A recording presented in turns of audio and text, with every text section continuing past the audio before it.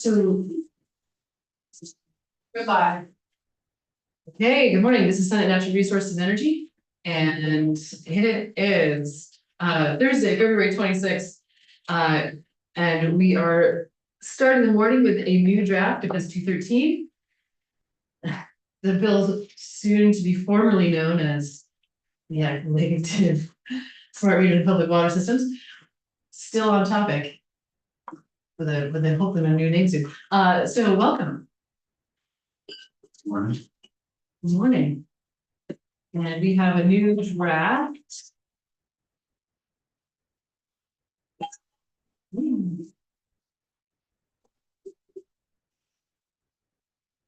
So this is draft 4.2, is that right? Correct. Okay.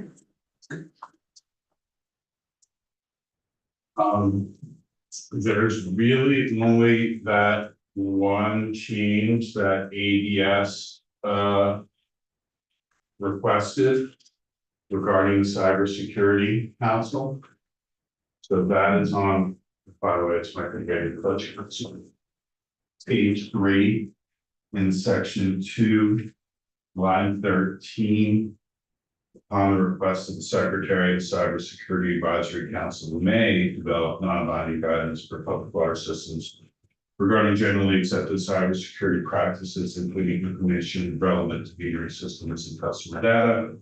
Council may issue the guidance as part of its annual report and then any other outreach method utilized by the council specific to public water systems or other critical infrastructure systems. It is not in the permitting section. Remember, it's not in 1675, it was moved to the Secretary's authority under the program in 1672. It says may issue, and that was a discussion that the Secretary, the ADS, raised yesterday. I mean, it's whether it's going to be discretionary, whether it's going to be mandatory, whether the council will have flexibility and when and how they issue the guidance.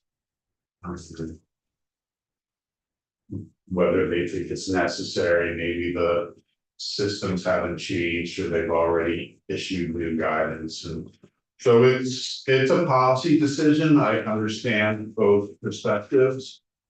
But that's new. Yeah, the secretary wanted it to be may. I guess I would prefer that it be shall, but also understand that they want the flexibility to be able to do or not do it. So I also did get a chance to chat with the commissioner secretary Thank you. this morning, and one of the things that she said to me was, if we leave it as may and it doesn't happen, you can come back and change it to a shall. So I was like, no, I know. Yeah, that doesn't, Yeah. then that makes me want to make it shall. Make it a shall. Yeah. Yeah. Other. What wasn't part of the argument? It's the applicant, as soon as they issue it. It's not part of it. So it's, Any thoughts and ideas? well, Okay. It already says that it's non-binding, so I mean, it's already, it's flashy, so, and this would be the secretary of the ENR asking for it, presumably if she asked for it, there's a reason that she's asking for it, and so, and the council can also publish it as part of their report. Likely without the request. True, yes. The Secretary of the yes, so they could act on their own, but the Secretary of Natural Resources would have more say because her agency oversees water systems. Yeah, I suppose so.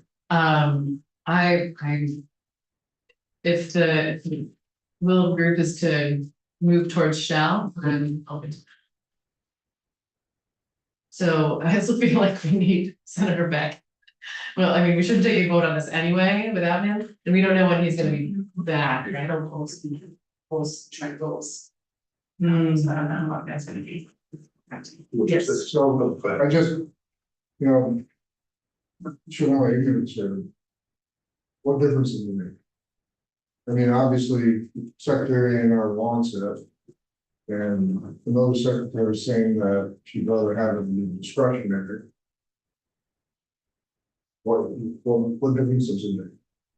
Well, I think the difference is that if the Agency of Natural Resources Secretary says, oh, we need this guidance, because we're seeing that water systems don't know exactly how to deal with cybersecurity. So we need it, because she oversees water systems, so she's asking the Cybersecurity Council to do it. And if it's a may, they can say, no, we don't want to do it. If it's a shall, they have to issue the guidance. The guidance would be non-binding, so. And it also could be changed the next year. So I'm looking at it from the Rutland district lens.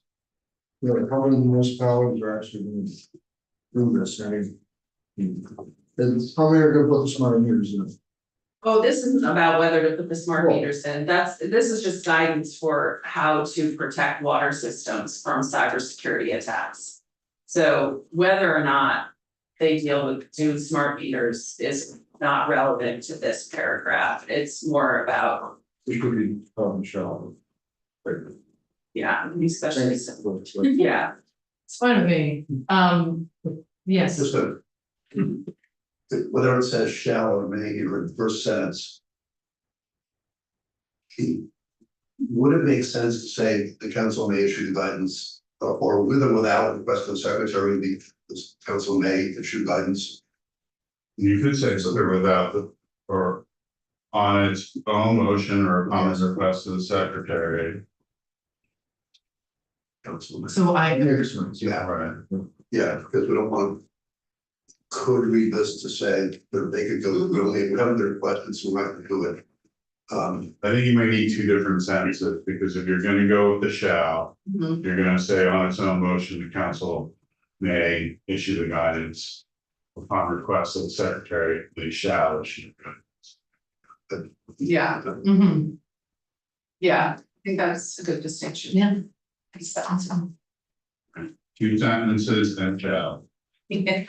It gives us a reason to not vote it right now, but we're Shall happens on the secretary. Yeah, Yeah. yeah, presumably the secretary is a good reason to ask.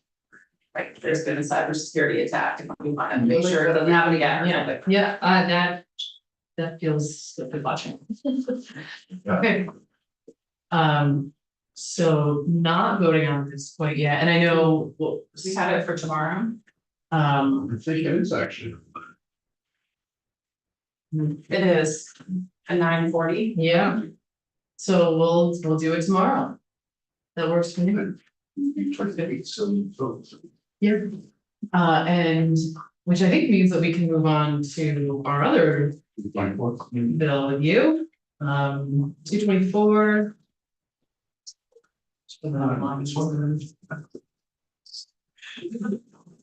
This is now, this is. Oh, sorry. Thanks, Stephen.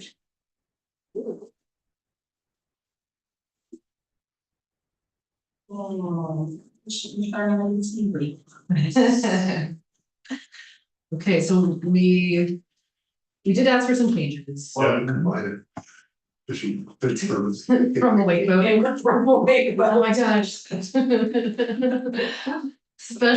Especially specific girls into them.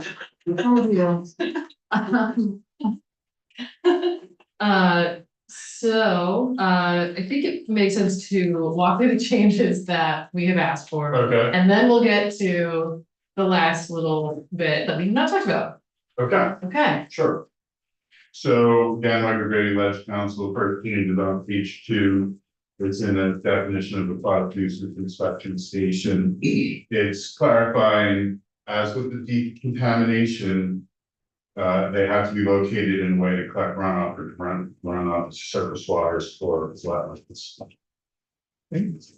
Then on page 3, in the definition of decontamination service provider, broke that out a little bit. You wanted to be clear that it could be a private entity or business.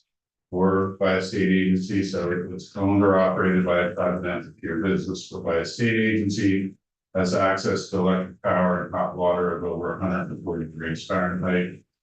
Designed to remove or prevent the spread of aquatic nuisance species through the use of high pressure and hot water. It's located in a way effective on them. So that is that definition. Page 6 is the next change.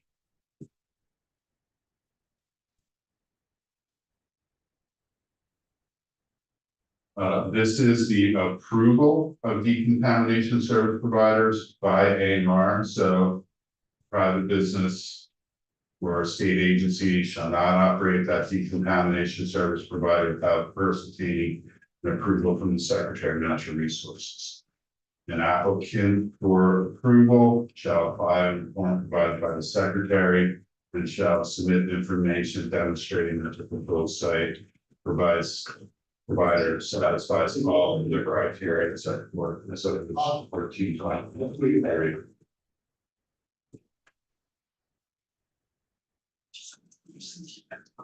Yeah, let's see, I mean, it's. Where like you haven't specified criteria for that, but I think that's. Well, the criteria It's is already- in the In the definition. Okay, page 7. I added a section related to signage. Remember, we were talking about signage and making it just part of when the secretary or commissioner is going to be doing new signage at access areas. There's actually already a requirement for aquatic nuisance signage. You will see that on page 7, line 17, that we will place a sign of at least 2 feet by 2 feet in size that states that the water is infected with an aquatic nuisance and the person transporting the nuisance in violation of 1454 may be subject to penalty, so that the sign is easily. So there's already that, they're already doing that in the access area. So for decontamination, include on any signage posted under this section the requirements of section 1424B regarding the operation and decontamination of waste. Didn't we talk about that we would ask them to do that when they updated the sign, so it would cost them money? Yeah, and so that is on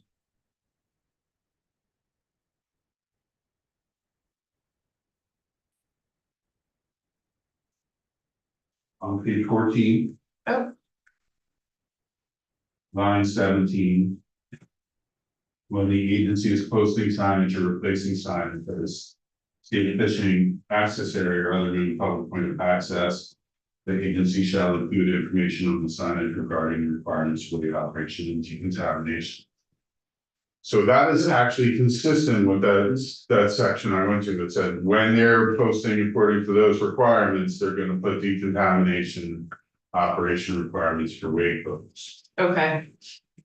That makes sense. Another question I have just for mine is that on page 3. I had written, I like how you did not with the boat dealer thing, but I had written phase in requirement. Did we talk about phasing this in? Yes, and it is phased in. It's phased in. Later in the bill? Yeah. Okay, maybe that's a different effective date. Yes, it's actually in the implementation section. okay. We can wait to get there if you want. No, actually, for this one, it's the effective dates. It's the act takes effect on passage, except that section 3 operation and decontamination rate codes takes effect January 1, 2027, provided that ANR may initiate approval of decontamination service providers beginning on July 26. So they can start approving July 26. And then the operation decontamination takes effect January 1, 2027. You could also just get rid of that. If everything else takes effect on passage and just the operation and decontamination takes effect January 2027. The problem is approval of decontamination service provider is in the same section as operation and decontamination. So I just wanted to clear about that. So you can't specify, it's like section 2. I could say it would be, No. it would be something like, except that tends to say 1424B subsections A through C4 and D through G. I think this way is better, there. It's my only hesitation is the phrase, since we're talking about it, in the effective dates. That it's provided that the Secretary of Natural Resources may initiate approval of decontamination. Beginning July 1st this year. I'm worried that may sound like. They don't. They could start it at that date, but then they don't have to. And then if they don't initiate that, Well, why don't you say shall initiate approval of decontamination providers? yes, that'd be great. The may versus shall. Have the conversations. Yes, and in that. Yeah, in that case, I'm fine. Okay. All right, I think you're back on page 17.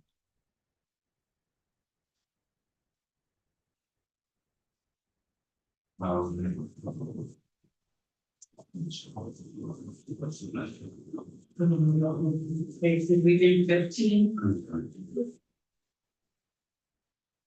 On page 15, going on to page 16. And Fish and Wildlife Access Areas. First change is on page 15, I'm coming along. The clarification that Senator Baumgart's pointed out yesterday about precluding vessels not registered in Vermont from launching, provided that the vessel complies with the requirements of section 1454 regarding the control of aquatic nuisance species and section 1424B regarding the operation and decontamination of the wake boat. Okay, I have another question. Yeah, go ahead. Earlier, I should find it, paragraph. Is there anything somewhere? There's a K paragraph. Oh, page 13. Line 12. The and annually, I had written add 2028 in effective dates. Yeah, Did that work? Did that happen? That's in the implementation section right before the effective date. Oh, I didn't see that section. Okay. So you can. Yep. Turn to page 26 going on to page 27. Because those requirements are in the same section and subsection, I had to break it out into an implementation and not an effective date. Got it. So the Commissioner of Motor Vehicles shall provide for the designation of motorboats as wake boats and the designation of a home lake for wake boat beginning on January 1, 2028. And then for the annual submission, compile information regarding wake boats to the Secretary of A&R, that's January 1. They won't have the information to send annually until. Oh, they get the information. Yes, Thank you. So in my conversation with the Fish and Wildlife Access folks and ANR or DEC. Jenny also recommended we strike the word wake boats and put wake sport. Maybe now we're thinking of. Well, that's first a policy decision, and that's because they are saying that their rule doesn't require decontamination of wake boats, their rule. Their current rule doesn't, their current rule regulates where wake boats are engaging in wake sports. And so to avoid the situation where a wake boat is allowed on the lake, but is not operating in wake sport mode. Would you continue to allow that? And they say they do allow that under the current rule. You can have a wake boat on a lake where wake sports are prohibited, provided that you're not operating in a wake sport mode. And that's a clarification that they asked for. That's partly a policy decision. I don't think it's difficult to do with your language. You will still have that policy decision of whether or not to require decontamination of wake boats. Prior to entry. But I can do that. No, I want to throw it out there for discussion. Well, thank you for raising it. I think it is issue that is worth looking into, but where we're at in terms of this bill, my thought would be that that is something I think we could flag for the House to, and I think it's a perfectly valid and lovely thing for them to look into. But I think if we were to try to change that at this point, we'd have to, Yeah. because it's so much broader, I think we'd have to hear from more stakeholders. So, if it's okay with you, Yeah. I will, Just- flag that for the discuss. House. Yeah, that's fair. Okay.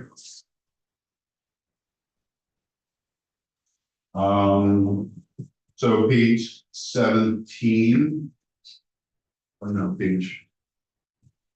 Going. I think we're on page 17 now. I have another, sorry, Michael. Sure. This was in section 9. That they noted, and you can probably fix it somewhere. Page 14, line 14 and 15, that they have to be operating according to the requirements of 10 USA 14. That's the decon. Yeah, Okay, yeah, you did fix it. Okay. All right. Free for free, Michael. He's good. all right, 17. So first, line 8, the Commissioner of Fish and Wildlife shall allow the Commissioner of Environmental Conservation to post product nuisance signs in access areas pursuant to that requirement where they already are posting product nuisance inspection signs, but also now with 7, which will be about the operation of decontamination of wake boats. Page 17, line 12 through 15. This is to clearly say a fishing area may be used by an approved aquatic nuisance inspection station in order to allow for the implementation of the requirements of section 1454. It's no longer about decontamination of wake boats. Remember, because aquatic nuisance inspection stations are not decontamination service providers. Moving down on page 17, line 21, there have been, in the bill is introduced, it said if there was a conflict between uses, and the Pat Smith that Fish and Wildlife pointed out, the current rule, federal rule says interference, and I hadn't changed that term. So can we go back Sure. to E1? I had a note in this to add this title or inspection, or I'm sorry, of this title regarding the inspection and cleaning of vessels. Sure. Sure.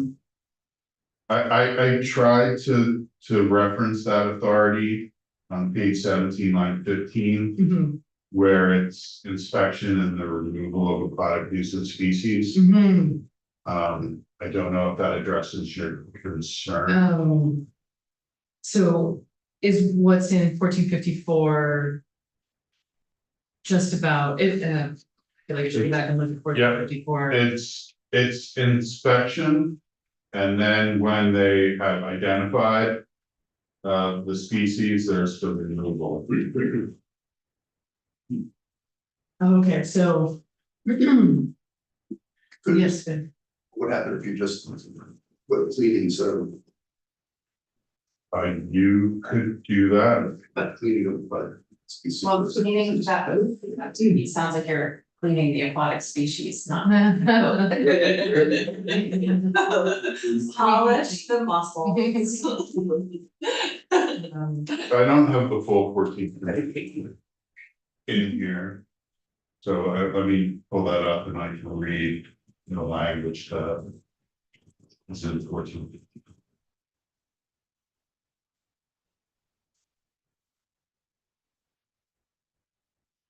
my reason for bringing that was just because, I mean, do we want to make sure that we're allowing not just the inspection, but also the removal or the cleaning aspect that's referenced there. So this is the requirement. Person transporting a vessel to or from the water shall, prior to launching the vessel, upon leaving the water, inspect the vessel, the motor vehicle transporting the vessel, the trailer and other equipment, and shall remove and properly dispose of any aquatic plants, aquatic plant parts, and aquatic nuisance species. And then when leaving the water, prior to transport away from the area where the vessel left the water, they shall drain the vessel, trailer, and other equipment. I would say that cleaning is not actually. Yeah. The term. It's not the phrase that's used. Yeah, I kind of like the way it is with inspection and removal. Oh, wait, removal. Yeah, that's fine. One potential is remove and properly dispose of. That's the actual language unfortunately in her work. So. And the removal and proper disposal of, yeah.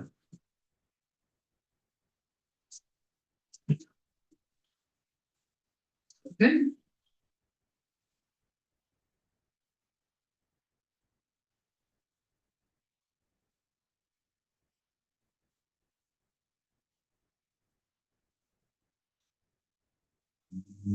Going into page 18.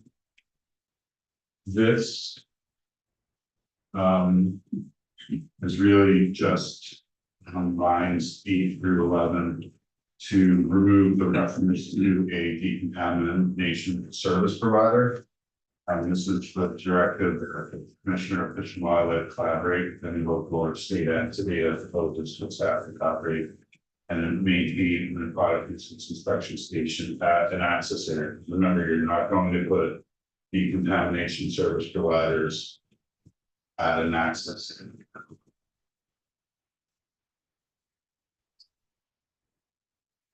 Okay. All right, moving on. Page 20.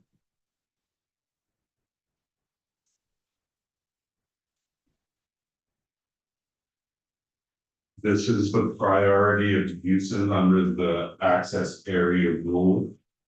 Remember, you have authority to amend Fish and Wildlife Board rules, and so this is within your authority. So you're moving up ATVs and snowmobiles used for the purposes of ice fishing to under the first priority for angling, ice fishing, and the launching of any vessel. Because angling and ice fishing is already the first priority, and access with snowmobiles and ATVs would be something that would fall under that. And then you added, in place of the ATVs, now up in 4.1, approved aquatic nuisance inspection stations as the 5th priority use, allow for implementations of the requirements of 1354 regarding inspection of vessels and lakes and the removal of aquatic nuisance species on vessels. And I assume you would say removal. Proper disposal. Yep, that'd be great. I put it as the 5th use. You potentially could put it as the 4th priority use. Over launching of all non-motorized vessels. That is, I believe your preference. Can you say that one more time? So remember, you are concerned about allowing the inspection stations to be as the first few priority uses because of their potential interference with the authorized use under the grants and the continuing grants. I am uncertain of whether there are any grants for non-motorized vessels. But I know there are grants for angling, ice fishing. I know there are grants for hunting, and I know there are grants for access for outboard motor boats. So because of my uncertainty, I put it as fifth, Mhm. but it's an uncertainty. And if you wanted to assert that it's gonna be the fourth, I think you can do that with the caveat that I don't know if there would potentially be interference at some necessary. I think where it is fine. I agree, I think we wanna have. Canoes and kayaks and rowboats and all those things, be able to use the access station. That's, any other opinions about this? Okay, I think it's fine. Great, thank you. And then on page 24. You're in fishing tournaments, you didn't completely finish fishing tournaments. But the first thing you did is you asked for the removal of that municipal approval by the legislative body, and that was done. But you asked that in the application for the fishing tournament, that the applicant affirm that they have notified the municipality or municipalities in which the fishing tournament is going to be located, provided that that's only for the inland lakes. And so you will see page 24, line 12, application to hold a fishing tournament on the waters of the state shall be submitted on a form issued by the commissioner. So just to know, waters of the state include Champlain, Magog, and Wallace Pond. So that's, the application is still for those waters of the state. Under the form, the department shall require an applicant for a tournament on an inland lake to affirm that the legislative body of the municipality or municipalities in which the tournament is proposed has been notified of the proposed tournament. Our department is authorized to verify that an applicant notified the legislative body of the municipality or municipalities where the tournament is proposed. Then on the next page, line 1 through 4, the department shall not issue that permit. If the inland lake on which the tournament is proposed serves a public water system and sort of protection area, where the inland lake prohibits fishing on the inland lake. Is the source protection area, It should probably say sort of protection area permit. okay, yeah.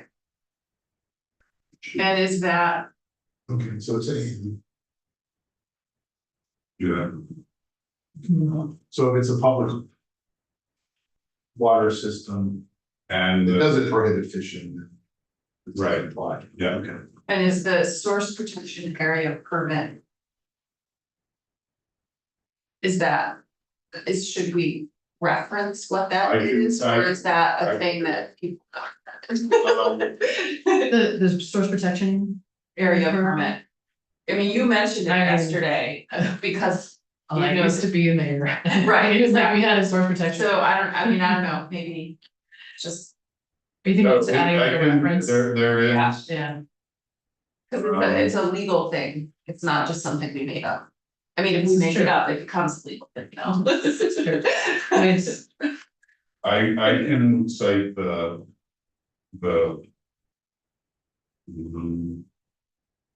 You said to require. Okay. I do want to go back to page 24, just the previous paragraph. It was raised to me that particularly with some of these tournaments that are virtual, or Multi-lake. yeah, there's some tournaments that happen on multiple lakes across the state, so apparently, like, the thought that was shared with me was that if we go with something like this, it would shut down multi-lake tournaments. So I think the intention here is that if it's just on an individual lake, but because if I'm imagining if it's on multiple lakes, then you were not really worried about a congregation of people. It's sort of individual, it's spread out. But if it's happening on a specific lake, that may be where we're having more concerns, but thoughts, I thought I'd at least share that concern with the committee.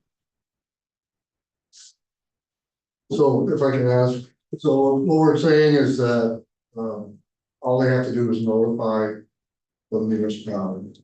You know, Legislative. yeah, Yeah. and it has to be approved, because it can take a month. It's just Not approved, notification. Just notification. Yeah. But if it's gonna happen on every lake in Vermont. That's virtual. We make an exception for the virtual, just for those. I think This- part of the issue is what kind of notice, Mhm, does it have to be by mail, mhm. can it be by email? And be in another form approved by the secretary? Email notice Yeah, probably will not be as difficult as the mail notice. sure. This is another one of these issues that.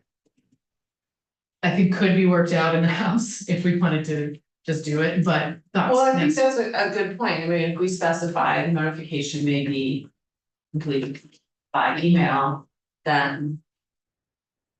You can do a group email, but it still might be hard to find the email addresses of all the select boards, because it's not all of them have official emails, let's just say. Yeah, Well, we don't, even in this language, we don't specify how the notification occurs. it's true, Right, Here, we're slammed on it. silent on it. Mhm. right. I think Michael's point is if we say that it can be done by email, then it's easier to do it to multiple people. Sure. And so if it's a multi-lake fishing tournament, just sending, Yeah. you can still just send one email and be like, hey, we're doing this, we're putting a permit in for this. Do we need to specifically say in there the eligible forms of communication, or do we just? Considering the comment that I think Senator Watson received, I think it might be worthwhile to clarify. Mhm, Uh, mhm. Okay. I'm happy to do that. That's okay with others? Good. And I mean, do we feel like that addresses the multi-lake issue? I think it helps. It would, just thinking about in terms of logistics. Because you would have to get everybody's email Exactly, and that can be hard. might be hard. Yeah, well, I'm just thinking like that, I've never participated in a virtual fishing tournament, but. I mean, like, does a virtual fishing tournament, does the word go out and say, we're gonna have a virtual fishing tournament on Saturday. You can use any lake or pond in Vermont. Or do they say, you have to go to one of these 6, or how does that work? And what's the difference, if it is the former, what's the difference between that and just a bunch of people going out fishing? I Like, know, then you don't get a permit for it, like, Exactly. Right, and I mean, you just need a fishing license, you don't. Yeah. right, because the direction I was thinking we would go is that it would just. We want the notification if it's just gonna be on the one lake. But then does that. Maybe that doesn't suffice either. We do want people to have heads up. I mean, if it's posted on a website somewhere, is that notification? not directly, Yeah. Yeah. it's like, it is sufficient for public notification. If you say so, like A&R's permits are, their notices on their website. Yeah, You know what, somebody running a fishing tournament, go out. Really, Yeah. pick up the buses. Mhm, You know, mhm. you're running the fishing tournament. Yeah, and it's gonna be everywhere. Mhm. I mean, we could say something like. For multi-lake or statewide fishing tournaments. Public notification posted on the. Department of Fish and Wildlife website is sufficient, or some website is sufficient. Mhm. So that if it is like every lake in Vermont, they just Yeah. post it and say, Sure. doing this fishing derby. Presumably they do that anyways, but don't they want people to go fish? Yeah, well, and I'm also, that might work, and that because we've also got this other part on line 17 and 18. Where the department is authorized to verify that the applicant notified legislative body. So I assume that is the department talking to municipalities. Correct. That could be a lot. But it doesn't say they have to, it's just that they're That they are authorized not to do. It's true. I I know. I think just for the sake of practicality, it's okay with me if we just do it as a posting on a website for multiple lakes. What website though? Mm, Do we have to specify that or just, I would yeah, recommend, Fish and Wildlife's. but. But that means that Fish and Wildlife has to post it because Yeah. not everybody, not anybody can post something there. Mhm. If you said 10 or more links. So Sure. what was that? 10 or more. links. It's 10, just Any a number. number. Yeah. So, but, you know, like 2, then why the whole statute? Mhm. Mhm. This feels like one of those. Yeah. Yeah. Red ball. Yeah. Yeah. That's right. Fishing hole. Yeah. So where did we end up? We get posting it. I think you're still clarifying those can be by email, Okay, but you are providing that the proposed tournament is on 10 or more lakes. That notice in the Department of Fish and Wildlife website of the application for the tournament is sufficient to meet the notice to municipalities. Sounds good. okay. When Mike does it, it sounds boring. Yes. Okay, so I'm at the Vermont Department of Fish and Wildlife website. Which is very good, isn't it? And there is a page. Where you can see all of the upcoming fishing tournaments. There you go. So it's Okay. something they do. Okay, thank you. That's great. Okay. Thank you for that tangent. And then on page 25, there's that definition of what an inland lake is. It's all natural inland lakes, ponds, gulches, and reservoirs within the territorial limits of Vermont. Including the impoundments of the Connecticut River within the territorial limits of Vermont, upstream to the first barrier to navigation. I don't know if you've seen like the Comfort Reservoir. It's fishable. It's technically part of the Connecticut River, but it crosses the state boundary into Vermont. So you would probably, I would assume, want to allow fishing on that. And so we're fishing tournaments on that. Where are we? I'm sorry. Page 25, lines 5 through 9. And then it clarifies that an inland lake does not mean Champlain, Memphremagog, or Wallace Pond. Those are all the international or trans-boundary waters. It's up in the Northeast Kingdom. It is, I think, between like April and Canaan. You can like. You can see pretty clearly the houses on the other side in Canada. You can see Canada, Yeah, can't see Russia. But it's on the border. it's on the border. Okay. It's Loch Wallace on the other side of the border. It's Wallace Pond. Okay. Love it. How about 5 lakes instead of 10 lakes? 10 seems like a lot. Since the department already posted this. I mean, since we're picking random numbers, because there could be multiple municipalities, it should end up being like 50 municipalities or something like that. Sounds good. And then you have that language that you haven't addressed yet. It's on page 26. It's not highlighted because it hasn't changed since the last draft. It's line 7 through 18. Oh, right. If the commissioner approves a fishing tournament that serves a public drinking water source for a municipality, the commissioner shall require the applicant to reimburse the municipality for the costs the municipality incurs, ensuring that the drinking water source is not contaminated if the municipality owns or controls all the lands surrounding the water.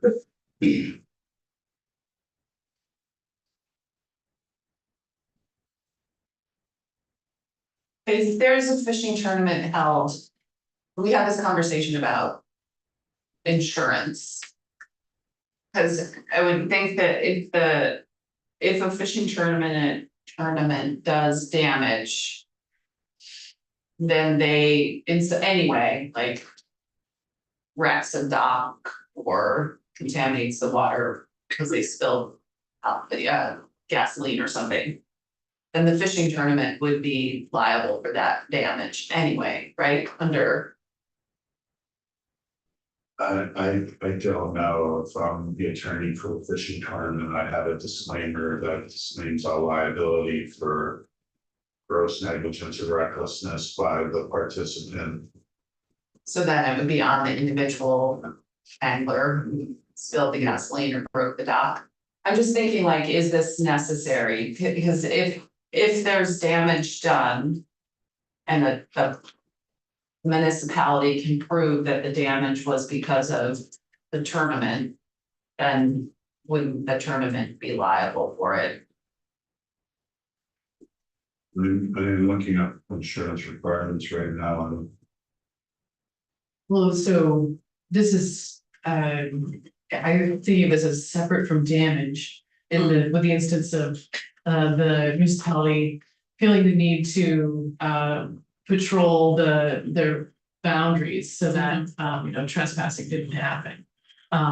So because that was part of ensuring that the drinking water source was not contaminated. so I don't think the statute requires insurance. I think it's it's basically just a best practice. If you're going to be organizing an event, you will probably want, and you're going to be probably financing it some way, you're gonna want a general liability insurance policy. I can confirm with the department if they actually require it as part of the application. But I don't see that on their website or how to organize a fishing tournament. Okay. But that wouldn't address what your concern is anyway, but. One question that I have is, so like if you have, say, a marathon or some other kind of event, trying to think of like how that arrangement works. I mean, does I imagine that it's usually the marathon that requests the extra protection. Well, marathons, it's often permitted by a municipality or municipalities. And those municipalities as condition of issuing permit. Oh, I see. The insurance. Sure, so like as a part of their granting a permit, they might say, and we're gonna charge you a little bit more for the extra. Patrolling that needs to happen. There might be a staffing agreement or cost agreement. And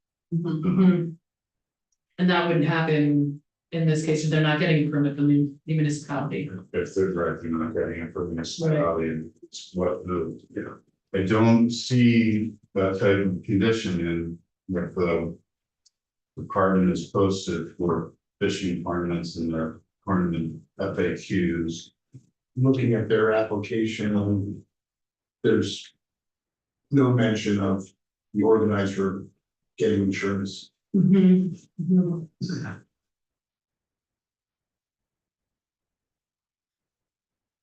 But I have had conversations or emails with the person that oversees the tournaments. And I can email him and ask if insurance is required.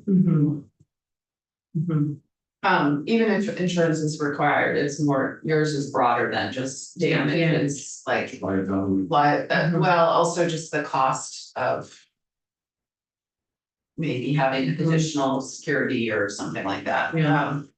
But, Well, it's interesting that like if, I'm just playing this out a little bit, if there was a liability insurance policy and then contamination didn't happen, would that insurance cover? I mean, that would be an incredibly expensive policy if they had to cover potential contamination to the water system. Depends on what the policy covers, but yeah, Yeah. I mean, typically, anything that's related to water. Mm-hmm. It's for insurance. Yeah, right. Yeah, so most general liability policies will have what's called a pollution exclusion clause. So that certain types of contamination are not covered and you will be the writer to cover pollution underneath that policy. Mm-hmm.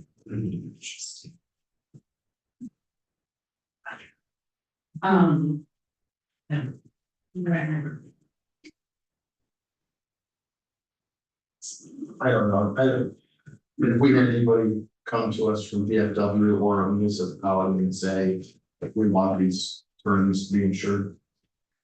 I think what we have heard is from municipalities who want their costs covered. So. We heard from Barry that they had to, use overtime to.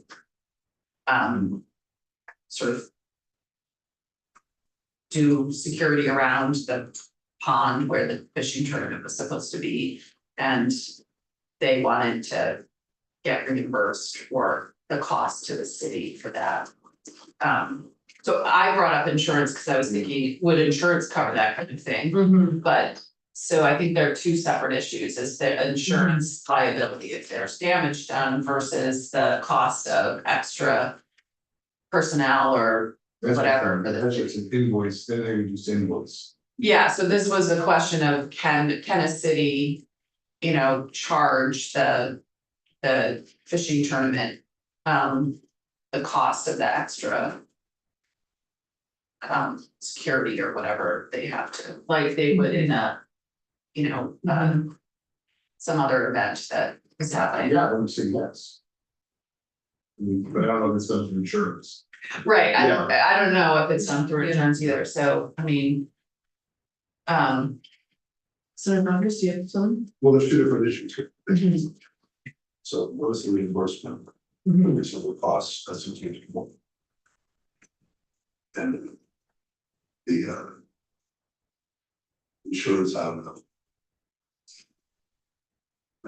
Well, then, Then we have to find out how much and I'd be tempted to look at that. But through the costs. We share up whatever. that's fine with me. I mean, any suggested changes to this paragraph then?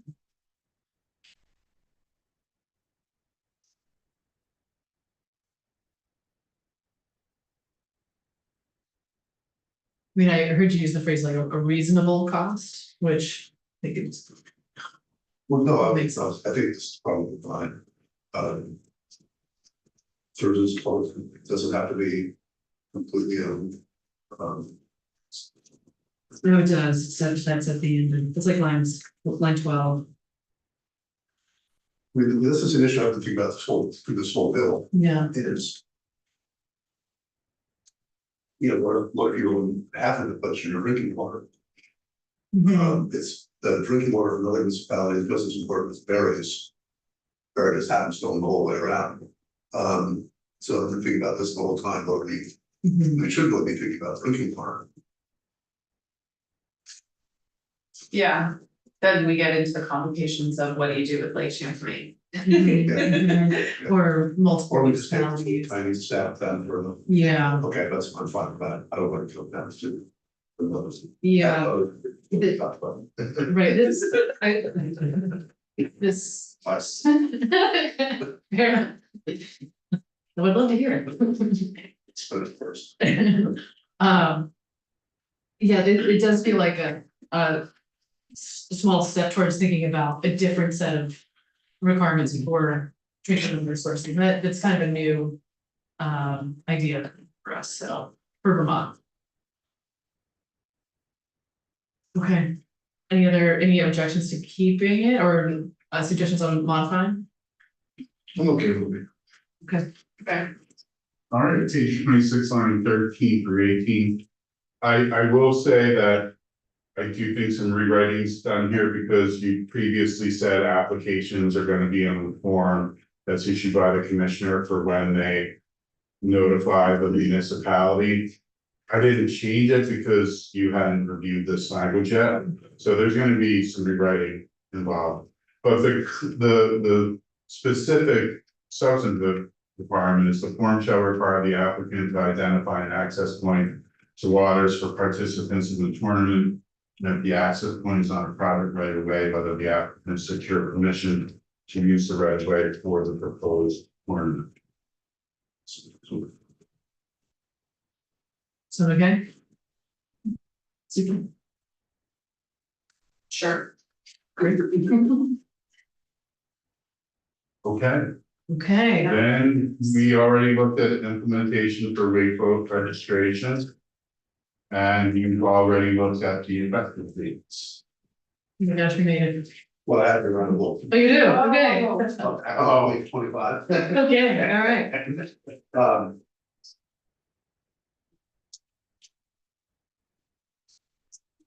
If you look at the top of the page, the first paragraph.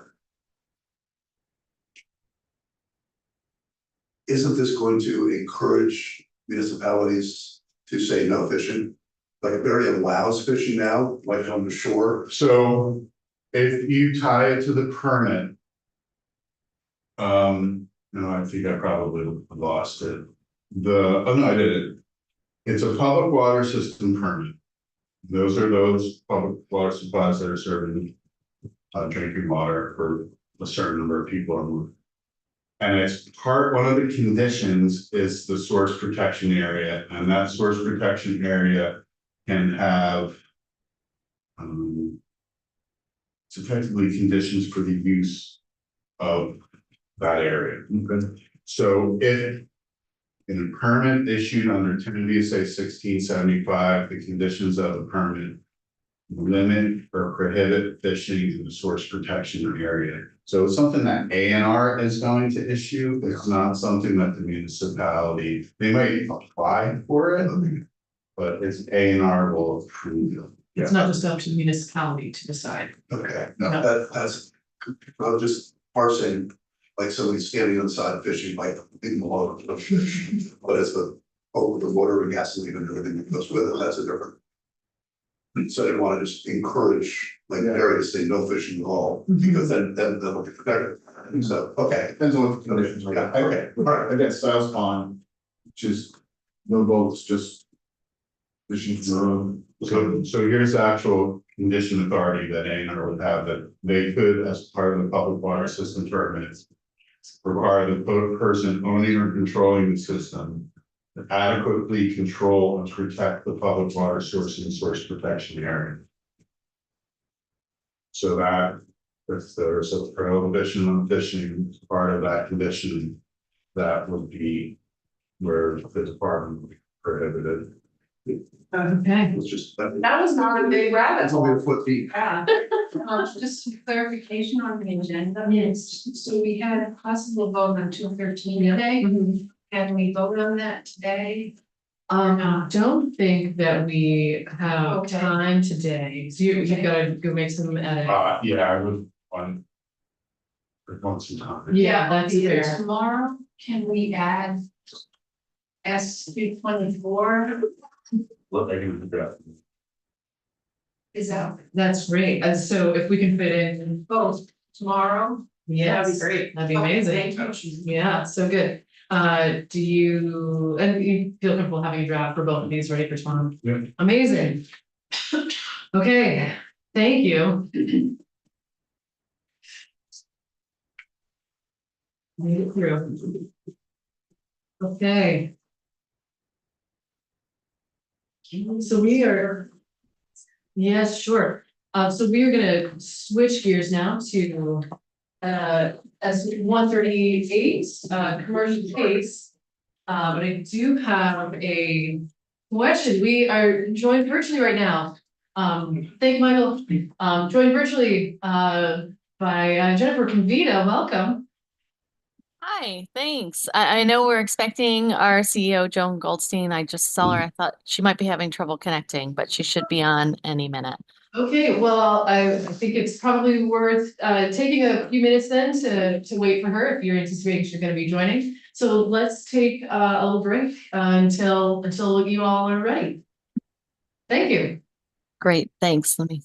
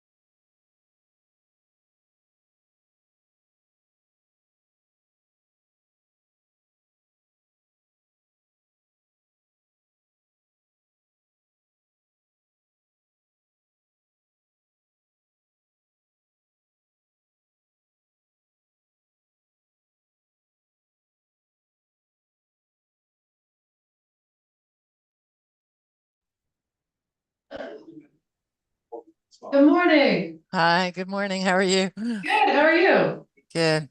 Good, we had taken a short break, and so once the crew is back together, then we will jump in. All right. Yeah.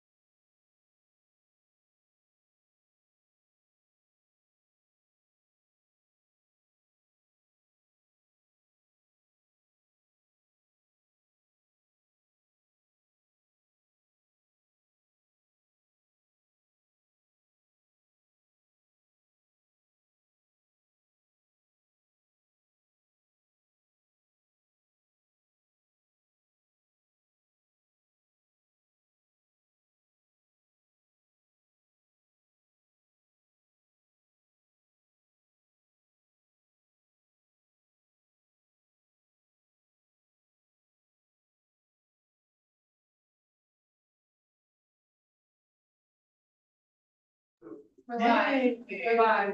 Okay, good morning, this is Senate Natural Resources and Energy, coming back from a break, and we are jumping into S 138, which is about commercial pace. And Yes. And we're joined by some folks from Vita. Welcome. So glad that you're here. Thank you. So happy to be here. Can you hear me okay? Yes. Excellent. I've not testified before this committee before, so just a little bit about VITA. Vermont Economic Development Authority has been established by the legislature 52 years ago, and we are the lender for economic development in the state. We have a loan portfolio of about $280 million. 30% of that is to agricultural businesses and small business, energy, and sort of hospitality. These are the major components of our portfolio. Just wanted to give you that.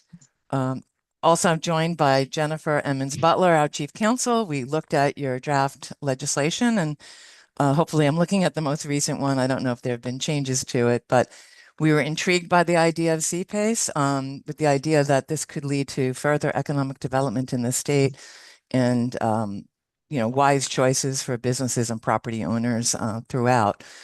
Bear in mind that this is after 2 weeks of learning on the topic, so we're by no means an expert, but from our take, and I did send a bit of a letter that we composed about our 2 cents on how we think this could work and why this would be interesting.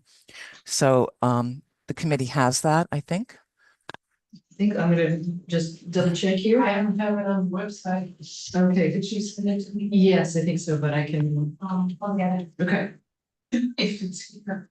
If not, I could share a screen if that's better. But Sure. am I allowed to?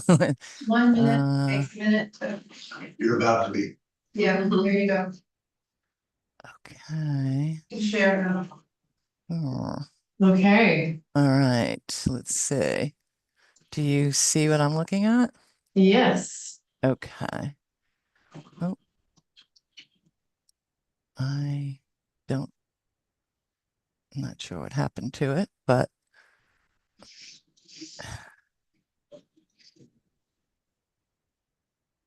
okay. Are you seeing the memo that has Vita led ahead? Yes. Okay, great. So the first thing we were thinking about is townwide vote. The way we understand it was better when you had just one page up. Now it's hard to see. Oh. It's just got a bit small. Let's see, I could.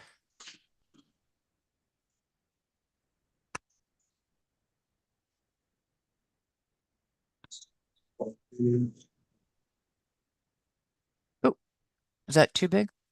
No. No, that's great. Is that good? Okay. Yes. So the first thing that we noticed was our understanding of this is that this would not be municipal debt, that this would be debt between a property owner and a particular lender. So we didn't understand the townwide vote, and we thought that that might be a barrier. And instead, perhaps a resolution by the municipal legislative body might be a better way to conduct it, only because the townwide vote, it'd either have to be a special election or would have to wait for town meeting. And so that would be an impediment to folks who want to make improvements and projects. We were thinking that if you did it where this legislation gives any town the right, but not the obligation to create an assessment, this way, if a particular property owner went to their select board or city council, the select board or city council would have the right to say, no, they don't really want to do this. So I think that was our view, but I'm sure VLCT may have another point of view, and they should probably weigh in. We did speak to New Hampshire, and they had a townwide vote in their original legislation, but they're now seeking an amendment to that requirement. My understanding is they have a pipeline of transactions that could go through, but the town-wide vote was an impediment. The other bullet here, opt out, is kind of just what I talked about, so I don't need to reiterate that. The other thing we noticed was it did say that it said just commercial buildings. We want to make sure that 5 or more units, those are usually 5 or more units in residential construction. those are in the definition of commercial property in the banking industry. Those are standard commercial assets. So, and this sector represents a significant area of need for energy efficiency upgrades and creation of housing in general. So we thought it should expressly state that this would be applicable to buildings with 5 or more residential units. Anything to do with loan limits and loan size and leverage, we're thinking that's really between the private lender and the borrower. And that since you're requiring consent from the existing mortgage holder, which is a very important feature, that provides a pretty sufficient check on over leverage. And so we thought that would be redundant to have a particular thing. I mean, if we do want some sort of a limit, it should not be tax assessed value, probably appraised value would be the more commercial, acceptable and understandable valuation. New Hampshire, for example, has a 35% LTV based on the appraisal value of the property for the projects that are eligible for CPACE. Sorry, I wanted to just make sure I've got that. So it should be, you're thinking that it ought to be on the appraised value rather than the assessed value. Absolutely. Yeah. Appraised value. If you have to do that sort of safeguard. Otherwise, we're thinking you may not need to have specific loan limits. It'll be between the lender and the borrower. Mhm. But if you need to, then it should be appraised. That was kind of our view. Okay. Thank you. On the standards, we just thought it should be clarified to ensure projects meet or exceed the required performance standards. And again, granular financing details should be omitted from the bill text. They're strictly contractual between private lender and property owner. So the clarification of priority, and just stop me if I'm going too fast, but like this, I mean, we understand about the priority lien. It's just that some of the language in here is confusing. And I think it's because it's referring back to residential pace. And so we were just thinking that just explicitly state that the lien is junior to municipal property taxes. You know, we're just make that abundantly clear. Later on in this document, we do say, well, maybe referring back to residential pace, maybe this should stand alone on its own 2 feet because it is so different. And then we just had an open question, like where HOA liens would stand in this. We weren't sure. Okay, that's an interesting question. We do have a question in the room. Joan, I don't know where our language stands. We've had some confusing testimony lately, so I'm not sure which version of the bill you're looking at, but we did get testimony from the Bankers Association about making sure that the primary lender and also Vita, if you're a secondary lender, would come ahead of this new loan. And maybe that happens with the permission situation, but do you agree that that should be included in the language? Yeah, I think the Vermont Bankers Association, the testimony was about making sure that whatever current lenders that have a senior lien, that they agree, that they consent to being subordinated. And that's a very important feature. Otherwise, this probably wouldn't have much take up and the bankers would be upset about that. So yeah, and we're in that as well. And also just so that, you know, Vita usually takes a subordinated. Right. So we would want that ability to have that consent as well. Okay, so it's just consent, it's not explicitly stating it, Exactly. It's like leave it up to that mortgage holder. Okay. Yeah, the interest and prepayment, the existing exemptions are sufficient, and including additional language in the RPay section separate from the exemption is confusing. So these were just our kind of opinions about how the language stood. And again, you know, we understand that this is exempt from the residential pace thing, but the language just felt confusing. And then we thought very strongly that the bill explicitly allows municipalities to delegate billing, collection, and enforcement responsibilities to a third party. but it should be done or could be done without legislating the administration role or naming a particular agency. And I know that you've received testimony and people pointing out that VITA should do, but VITA would much rather be a lender because that's what we do. That's our mission and practice. And then at the end, we just have our overall opinion about could it stand on its own and not have these provisions woven into the existing RPACE. It just would eliminate some of that confusion that I noted in the lien priority and enforcement section. So yes, go ahead. So your recommendation about not naming a particular agency, if there's no agency, state agency or quasi-state agency or whatever it is that's in charge of it, then each municipality would have to contract with an outside private entity to do the billing, et cetera. And I guess and maybe this is an unfounded fear, I don't know, but just concerned about that sort of oversight and regulation of it to make sure that municipalities, particularly smaller municipalities that don't have a lot of staff or sophistication, are not.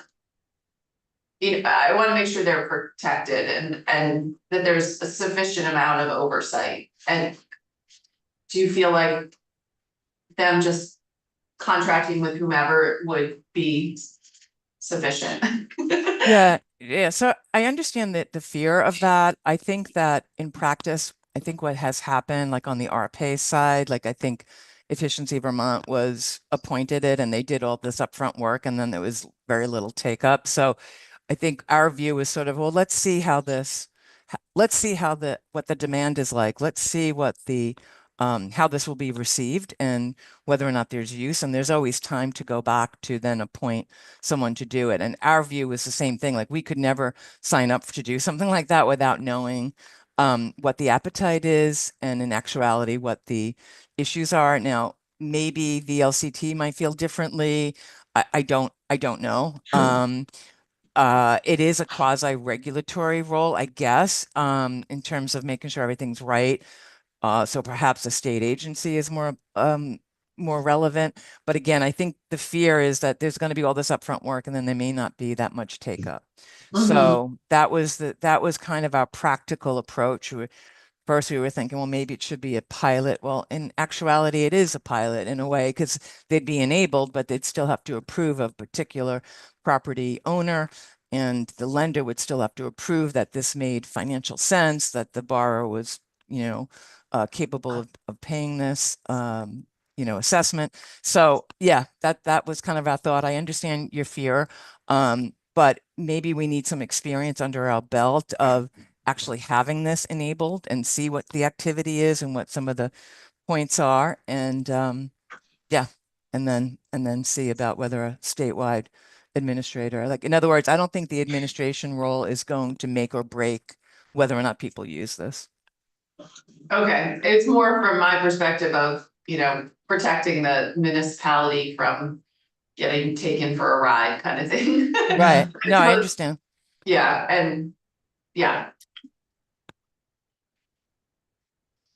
It's making me wonder about the role of DFR in all Yeah. of this and wondering if there is usefulness in having DFR recognize a set of third parties that are approved perhaps to act in that role as the administrator. Then Yeah. anyway, that's Yeah, that's another layer. That's a possibility. It just seems that in financial programs, Mhm. well-regulated financial programs tend to be better, safer, I don't know, but I don't want to do something that would make it less easy for people to use, but yeah. Mhm. Okay, thank you. Let's keep going. Yeah, that was the end of our comments on this. So, yeah, happy to answer any other questions around our commentary. Yeah, I mean, we think this is interesting. We have an energy lending area which has slowed down a bit because of the lack of tax credits on solar. But we do have funding mechanisms from the federal government that would allow us to perhaps lend in this area. So we are excited about this prospect. So that's great. Yeah. I guess I do have some questions about, part of your commentary. If, I'm just looking at it, on the screen here. So yeah, if you could scroll down to, if you could keep going. I think it was the, yes, it was the lead priority and enforcement portion. I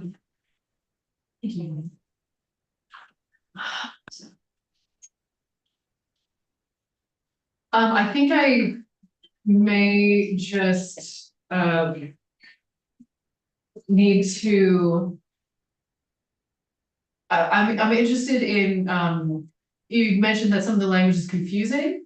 And so I'm just wondering if you could speak a little more about this section and, as we're looking to make it clearer, what it is that you'd be looking for. I think maybe I just need this section one more time. Mhm. I'm going to ask Jennifer if she could just speak to that, or maybe we should put up that section so that everyone could see what we're talking about. Yeah, if I may, Jennifer Emmons Butler, Chief Legal Officer at VITA. It was less confusing when we recognized that this was being woven into the RPACE section rather than its own. But I think throughout there's so many references where there's a lot of time and energy spent trying to separate the two and separate what the priorities mean and separate some of these like the interest prepayment section, commercial terms from residential and consumer protection terms. So our first preference would be to have a separate, if it's a separate section rather than subsection, or have CPACE stand on its own and not have to weave those priorities together with Okay. RPACE. And I think that's why it looks confusing and has this negative phrasing to make it clear that the priorities are different for residential than they are for commercial. Okay, that's helpful. So, which might end up leading to language that is, perhaps at least a little bit redundant, but at least, it's sort of its own thing. It's not trying to fit commercial pace into the residential pace section. Correct, correct. Okay, that's helpful.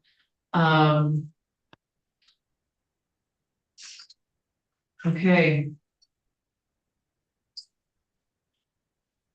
Great. Any other questions, for Joan or Jen?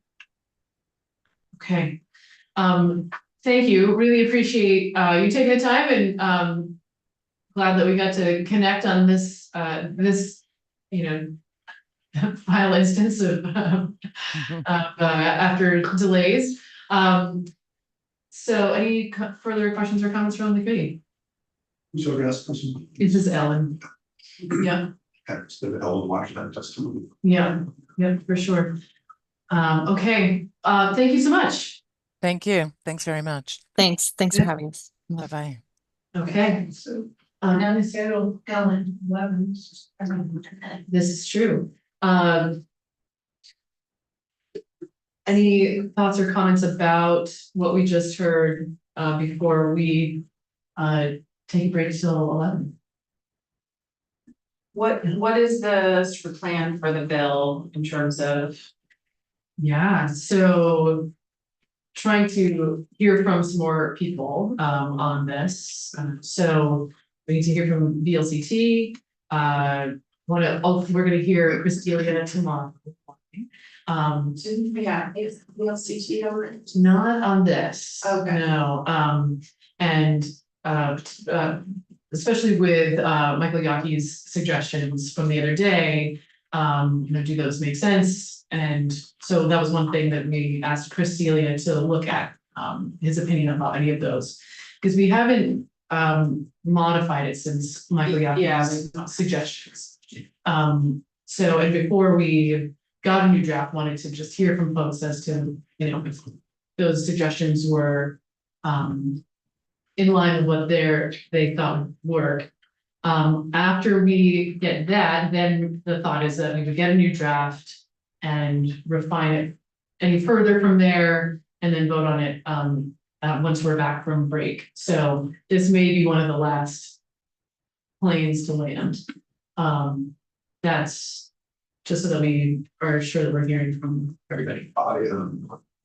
Generally speaking, that might be his approach, Mhm. making it less complicated and less regs needs. Pretty good borrow and lender, we don't need to over-regulate that. Mhm. That being said, we have to neutral spells, but. Yeah, Yeah, your suggestion of the program administrator, like approval by DFR Mhm. might be a good one, so Mhm. maybe checking in with DFR about Yeah. what they think about that, cause that might ease some of my concerns. I just feel like when things like this happen, there's money to be made. Mhm. And these organizations come in and are like, money, money, money, and I worry about our towns getting Sure. taken advantage of. And thank you for reminding me that the DFR is also on my list. I did briefly see them in the hallway the other day and I said, by the way, we have a new draft and I'm gonna want your, or not a new draft, we have Yeah. suggestions and I want your opinion.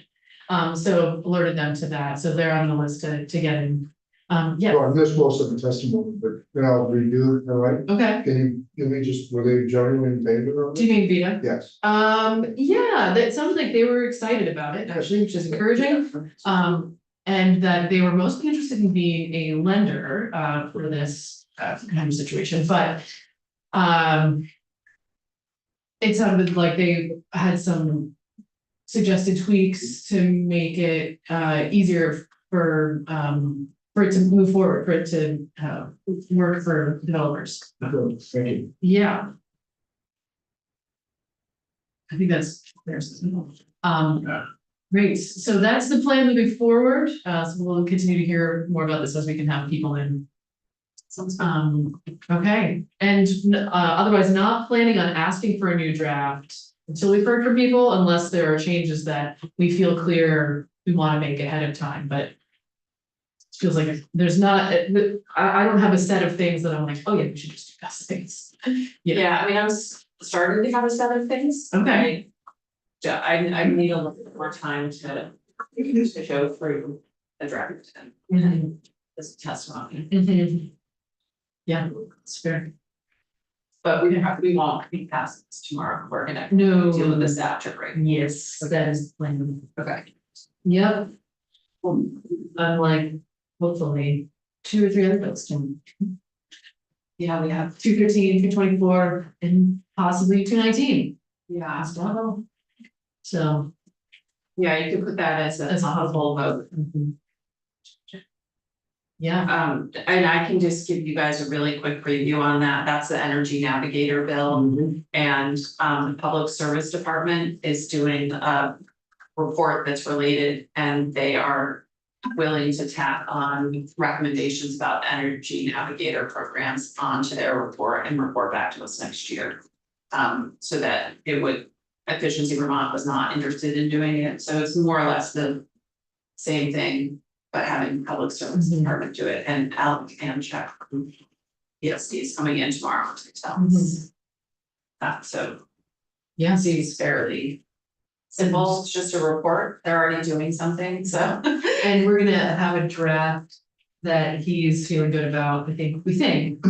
Yeah, see, there's some tweaks to it, but not much, Okay. yeah, and then the question of whether or not we want to give any money. Which is always the big thing. But Okay, Jim, so, any other thoughts? Okay, great, so we have Ellen scheduled for 11, so we're gonna take a break until then.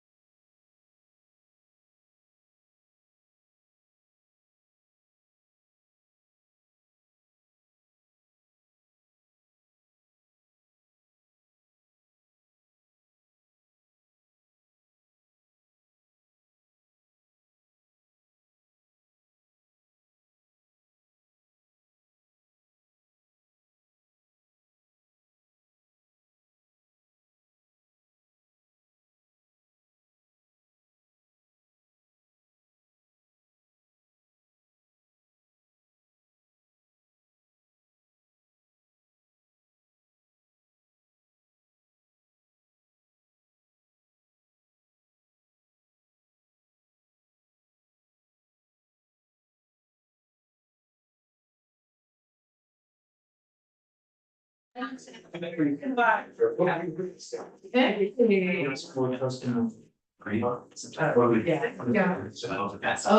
so this is Senate Natural Resources and Energy coming back from a break. And we are looking at S325.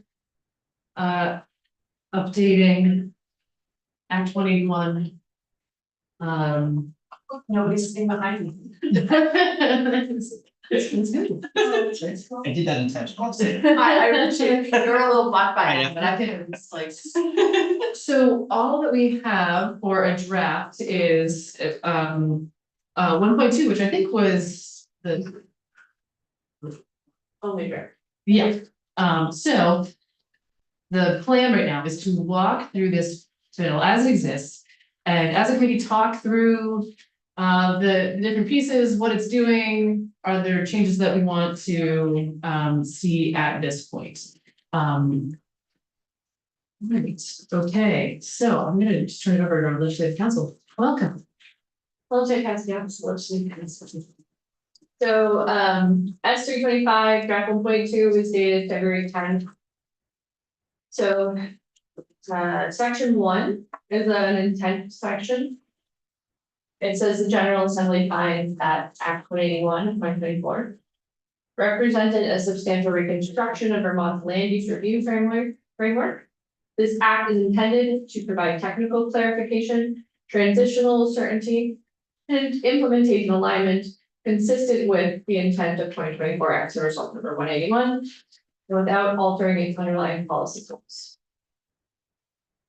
That still feels true to me in terms of the filter that we're using at this point for what this bill is trying to do. All right, section 2 is amending the 10 USA section 6001(3), the definition of development under Act 250. So first, on page 1 is subdivision 12, which is the road jurisdiction. Jurisdictional trigger that was created as part of Act 181. And on page 2, it is amending the part of that definition that includes determining which roads will come under jurisdiction and any constructed after July 1, 2027. So it's pushing it out 1 year from July 1, 2026. So we, I think, had testimony that suggested that it be December 31st of 27. And this is at least in part to get it out of the summer. Which is fine with me. Yeah, that was the LURB recommendation, I believe. Although I wrote down December 1st, 2027, but either one's, I think it matters. But that would be when the rule goes, or the statute, it's not a rule, right? It's not a rule. Goes into effect. So anybody who would want to build a road it would more than 800 feet, right? Is that the trigger? When it's or a company Would need a permit after that. Would need an Act 250 permit, correct? We'll just be clear, this is the part of statute that's saying which roads built after December 31st, 2027. Those can be eligible for jurisdiction for Act 250 purposes. The effective date is at the end. So it's distinctly no difference, but the law is not, you're also gonna change the effective date. Okay. Cause there was this, I don't know, the thing, the LCT testimony yesterday was more about like, oh, well, the middle of the summer doesn't matter, it's really, about getting a permit, but that being said, I'm fine moving this to go. I'm curious about how that interacts with the effective date for this, because it's roads built after this date.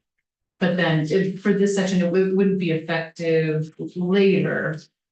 So you have the option you could make a decision here if you wanted them to be the same date or a different date. I think I think as passed, they were the same date. No, okay, so, oh, yes, as passed, the date in the statute and the effective date were the same. So you can make them different dates if you'd like. But keeping them as the same works. I think I'm a little bit confused. The effective date, so just section 9 at the end. I think it makes sense for the whole thing to just be effective on passage. Unless we come up with something else that needs to not, but. I think I'm fine with it as it is. The 12, 20, 31, 27. Sorry, To I'm, be clear. no, let's stop. Oh, okay. That's not, That's not what you were talking about, okay, because I was thinking about the effective dates at the end, you're thinking about something. well, there's a lot of effective dates here because we have a lot of different dates here, so on page Okay. 9, Oh, the original effective date in the act. So. The original effective date in the act is in subsection 2 on line 10 into 11. So there was originally embedded in the statute saying roads constructed after July 1, 2026 may trigger jurisdiction. There's also a delayed effective date of the road rule in general to July 1, 2026 also. You could make the road rule effective on passage. It currently isn't in effect. I see. We are also talking about this separately, which roads will trigger the jurisdiction. Got you. Okay, so You can keep them all consistent though, I think that if you would makes, like. I think that makes more sense. I mean, in practice, what's the difference? Is there a practical difference? So you will see for rule 8C, there's a slight difference between what the statute says and what the effective date is, and that is to give some notice that the rule, the statute is about to take effect, and the rules are being developed, but it hasn't taken it, but it will not be applicable. Here, I don't necessarily think there's a difference because there isn't necessarily a rule, there isn't necessarily the same timing issue. It is a policy choice though. I think it makes sense to keep them consistent. December, what did we say, December 1st or December 31st? That's fine with me. I think that's, if you're okay with that. Keep it now, so out over Christmas break and fill a lot of rooms. Yeah.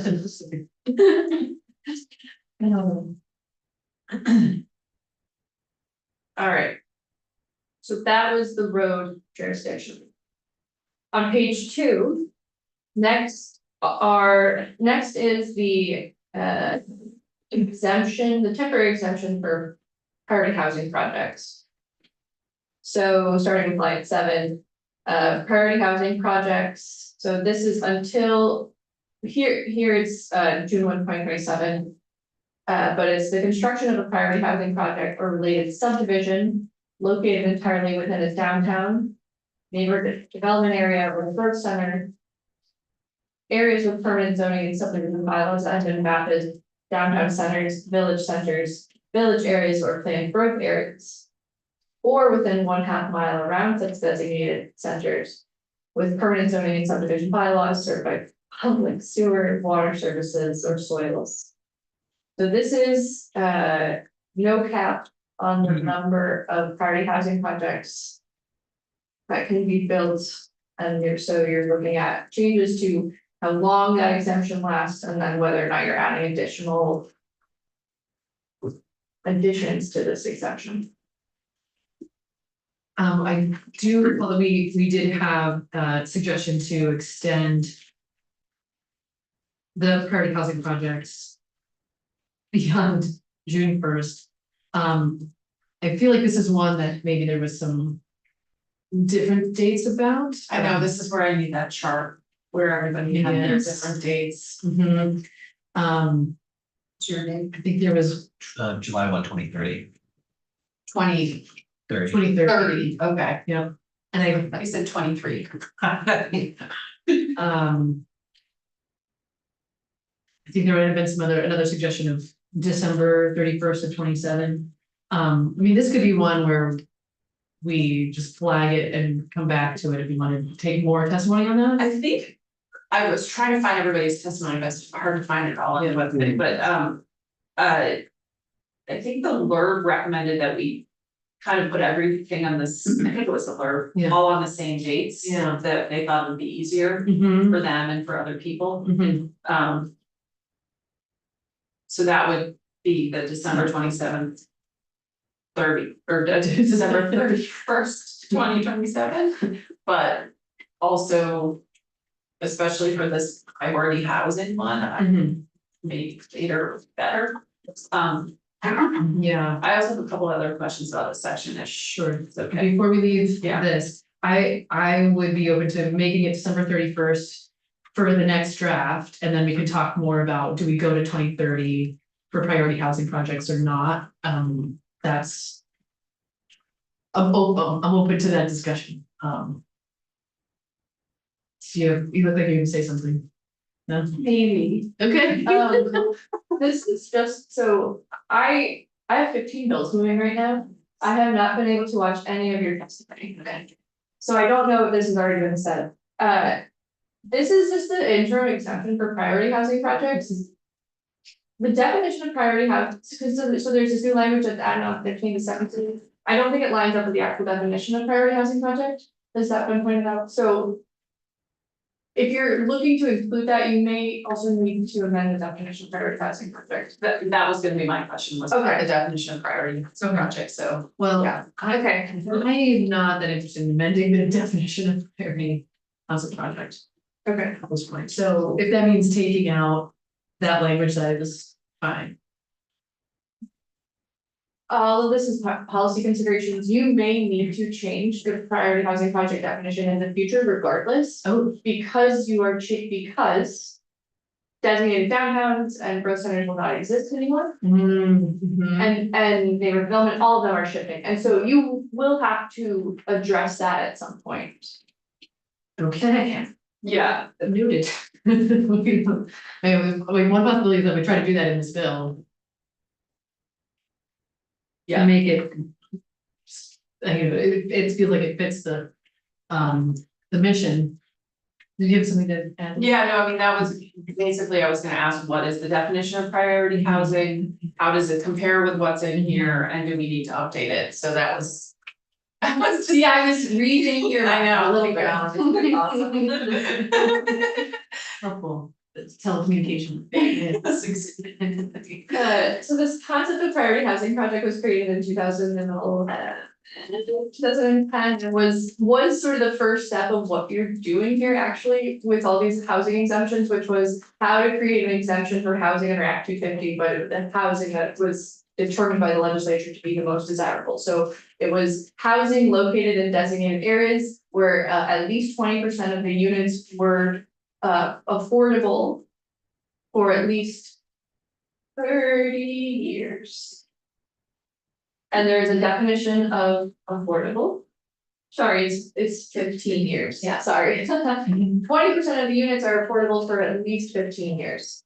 So location, percentage of housing, and it means affordable and for a specified period. And then there was also a unit cap based on the size of the town in which they were going to be built. So it's actually kind of a long definition, but it spells out each of those things. And I can go into more detail if you'd like, but what this definition in your bill did when it was first put into effect in 180, or actually, I think some people pull back, removed the cap. And then said in these designated areas until then, there's no cap on the number of priority housing projects that can be built and be exempt. As long as they're in. The specifications of these areas, yes. Okay. Yeah.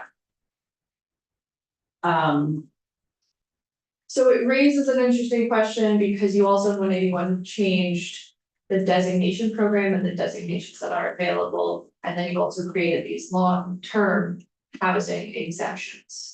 So Act 250 has had this standing exemption for affordable housing. And now you're creating a broad exemption for housing that doesn't have to be affordable.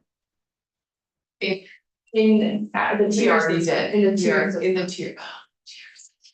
okay, But tier 1A and 1B don't have an affordability requirement. I see, it's just housing, you love it all.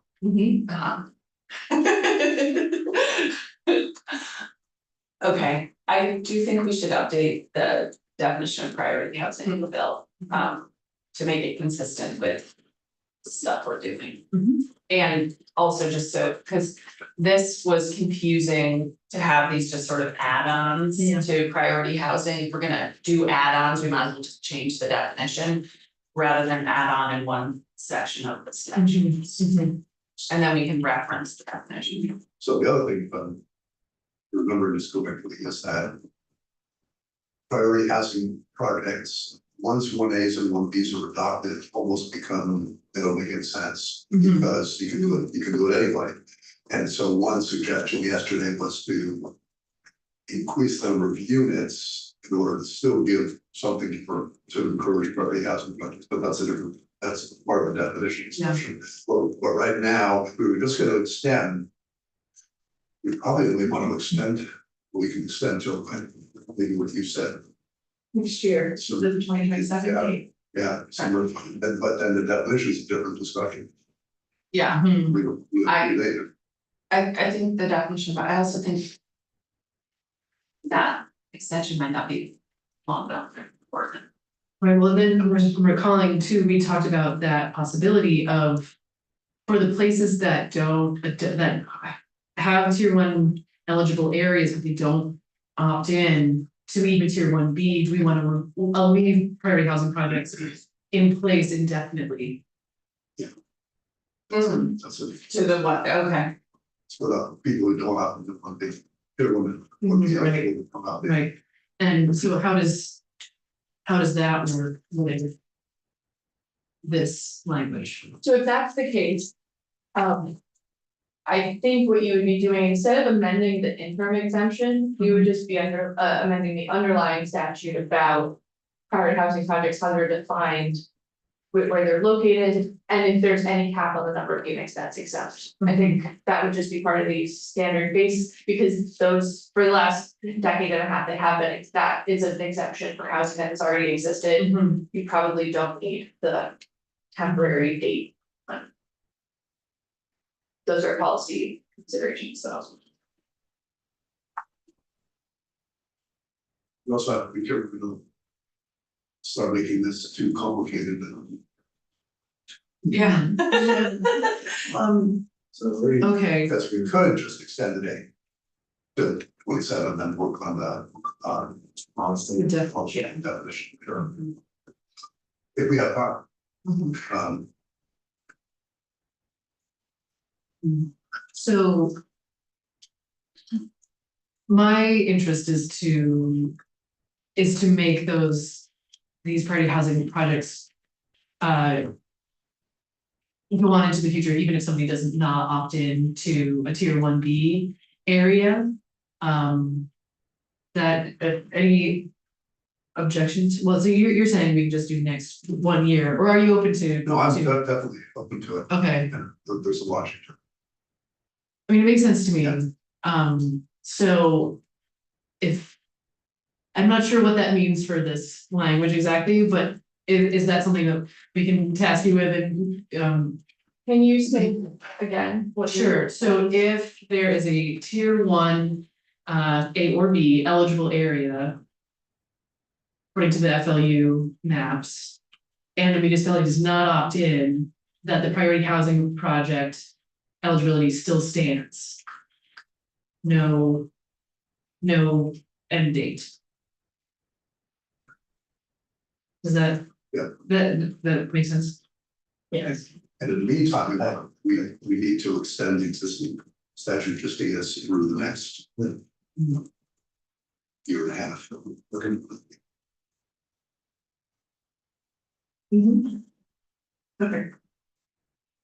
Okay, yes. but doing that extension plus Mhm. the. Extending the areas to tier 1A and 1B permanently. Does that prevent a gap? If we just go to December 31st, 27, will all of the plans and everything be approved and everything by then? Theoretically, approved this by the end of this year and early next year. And there won't. this whole concept of stranded projects, there won't be a stranded project, it would be seamless. That's the right question. I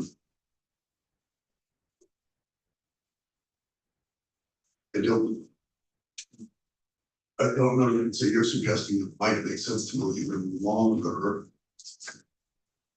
Well, while the 1B, 1As and 1Bs were taking over. but are there things that municipalities have to do before they're actually in effect, even if they're approved? Okay, well, What? I feel like the planners may have some of this back.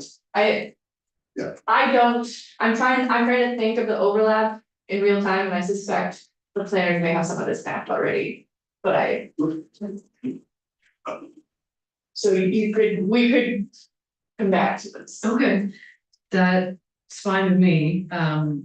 Let's put a pin in this one and come back to it. Though, for now, go ahead. Cause I think I know what I have to draft, but I'm trying to think of what the universe is of what, I don't know, but I think I know what to draft. So if we have any draft, then we can ask people to react to that. Okay. Yeah. I think that's. Through what it's like. You can't do that. No, because I think functionally what you're asking for is you're extending the interim exemption for a year and a half. I'm also going to amend the definition of priority housing project, and I think that would have a slightly delayed effective date to coincide with the end of the interim exemption. Yes. Okay. Great. Are we ready to move on? All right, page 3. Section 3. So section 3 is amending 6081, the exemption section, and so there's a number of different exemptions in this section. So the first thing though on page 3 that's changing is it's striking this language about the land use review board and the agency of natural resources having authority to enforce permits in the tier areas. So in Act 181, you said that in tier 1A areas, the Act 50 permit is going to stay on the property, but the permit conditions are being moved into the municipal permit. You took away the authority for the board and A&R to enforce the Act 250 permits. This would undo that, leaving the board and A&R enforcing those permits. Yes, good. Okay, two things. The LURB had different language that they suggested, but I can't find it. It's hard to find their testimony on our website. I don't know, I can't remember what it is, so I don't remember if I liked it or not, but I just had noted that they had different language. Okay. And then I remember someone testifying, perhaps it was the LCT, but or I can't remember the way about maybe there were some Act 250 permits that the town might want to keep and old ones that they want to keep and enforce. And then there are others that they wanted to give up and not have to deal with. And so there was a question, and I don't know exactly how I feel about this, but I wanted to bring it up, like, is it possible that the town could say, these 5 we want to keep and these 10 we want the LURB to deal with? So this language works in cooperation with the language that's in section 5. So what was provided in Act 181 is that in 4460, the municipality has the authority when they're doing a land use permit to review, and they have tier 1. They will review the Act 250 permit conditions, and there's criteria for which they should review those permit conditions and determine whether or not they're still relevant to what is on the site, and then incorporate them into the municipal permit. Okay, and so therefore eliminating the Act 250 criteria that are no longer relevant. Okay, That is sort of what you have established in the statute. okay, And that is the process that's in G on page 7. And H, which works together with this language on page 3, was that until a permit was amended, it wasn't requiring the municipality to go in and do amendments on everything right away. It was saying, okay, well, you're not maybe gonna amend every single permit, but we are functionally transitioning the authority over the Act 50 permits in that area to you. Because you're taking away the authority of the board to enforce them. That is a policy decision. This proposal is to sort of back up and say, no. And the state agency should enforce unless and until the municipality has full control over the permit condition. but if they go up to the LURB and the LURB enforces, how does the municipality get authority again? The LURB is in control of them, does the municipality just say to the LURB, we're ready to amend this one and we wanna make it as part of the municipal permit? I think it would happen practically more that when someone who, the property owner was seeking to change, make them change their property or change their permit, they would go to the municipality and say. We're under your jurisdiction, we have this existing Act 50 permit, can you take our permit conditions and just be under, we just. Oh, okay. And the LURB would have to then allow that, Yeah, okay, cause that. I think that was I thought I was hearing a difference of like who controls, but if the municipality has the option of. Taking it if there's an amendment and then, yes, that's how it's supposed to be working. okay. So I do have some notes from the LURB's testimony, which. And I'm not sure, like looking at my notes now, I'm like, I don't really know like how, but cause we're looking at section 3, but it connects to section 5. Yes. They wanted to set the strikeout of lines 16 through 20. And then I also noted that said they have more nuanced language, but then on page 8, they wanted to set the strikeout of H, but remove the word not. Yeah, I'm gonna need you to clarify your use of step here because Oh, my, We, what, go ahead, what do I mean? What does step mean? so, the proposed language would remove the language that says, however, neither the board nor the agency of natural resources shall enforce the permit, etc. That's crossed out. They want to leave it in instead of crossing it. They do not want to cross it out. They do not want to cross it. Okay, right. Am I using the word correctly? No. Oh, interesting. my understanding of it. Yeah, Thank you. Okay, I'm learning every day. Don't know what the right word is, just let's talk about that after. So uncross that out. Okay, And then, but I'm saying this is what they wanted, but I I have the same note, don't know why. exactly, and so. And then on bottom page 8, you have that they Right, well, they wanna leave H except for cross out the word not on line 19. Right.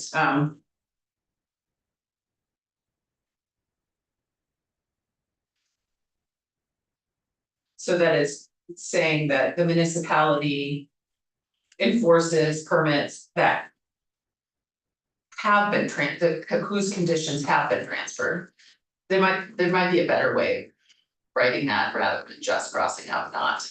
But it sort of clarifies what you just explained, I think.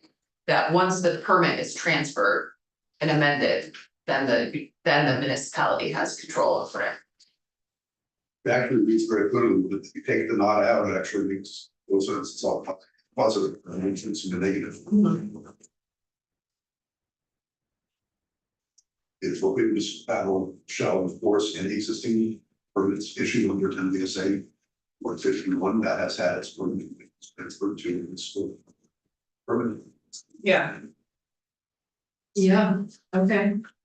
There was also something about the clarifying that if a municipality gives up its tier 1 status, that the enforcement has to go back to the LURB for enforcement. I think that I'm thinking about the language at the bottom of 3.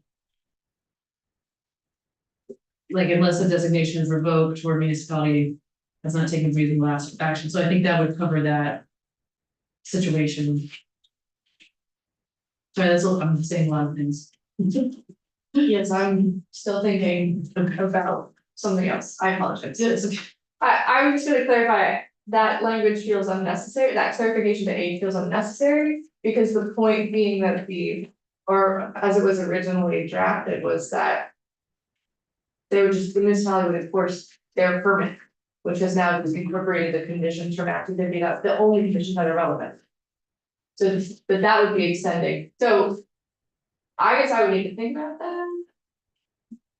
When you get, well, you're trying to accomplish, right? No, I think to it. Let's move on, and I will review the testimony because I'm not sure. I also would need to, is there language in Act 181 that does that also? I'll just stop, I'm just gonna stop, because I don't think. What, what, nobody wants to do 180 because they don't want to have enforcement permits. So what they want is to say that you can be 1A, you don't have any enforcement obligation. The board will continue to enforce the permit negate unless the permit has been amended by the municipality, at which point it takes a permit. So that's the goal. It's like the amendment triggers the transfer Yes. of enforcement. So it trickles in, the enforcement trickles into the community. Mhm, as they come up organically. Yeah. Yeah. Okay. Does that help clarify? Sure. Okay. I think that's the intent of, shall we keep going then? Yes. You got it, Ellen? I'm gonna rewatch it. Okay, well, there's a lot of different. Page 4. Next. Different topic. This is an exemption. It is, I don't think it is technically, it's not one of the interim housing exemptions, but it is an exemption that has a sunset. So subsection BB is for exemptions for one accessory dwelling unit per property.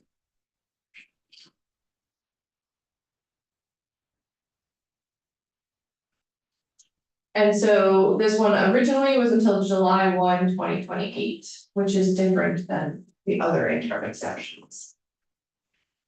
It's similar to the one below it, CC, which is an exemption for converting a commercial structure to 29 units or fewer of housing. And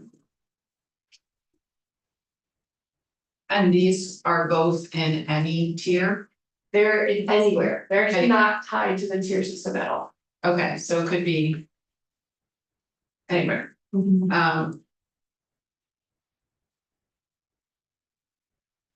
Is there, because this is just for accessory dwelling units. And thinking about the logic of like aligning it with other dates. I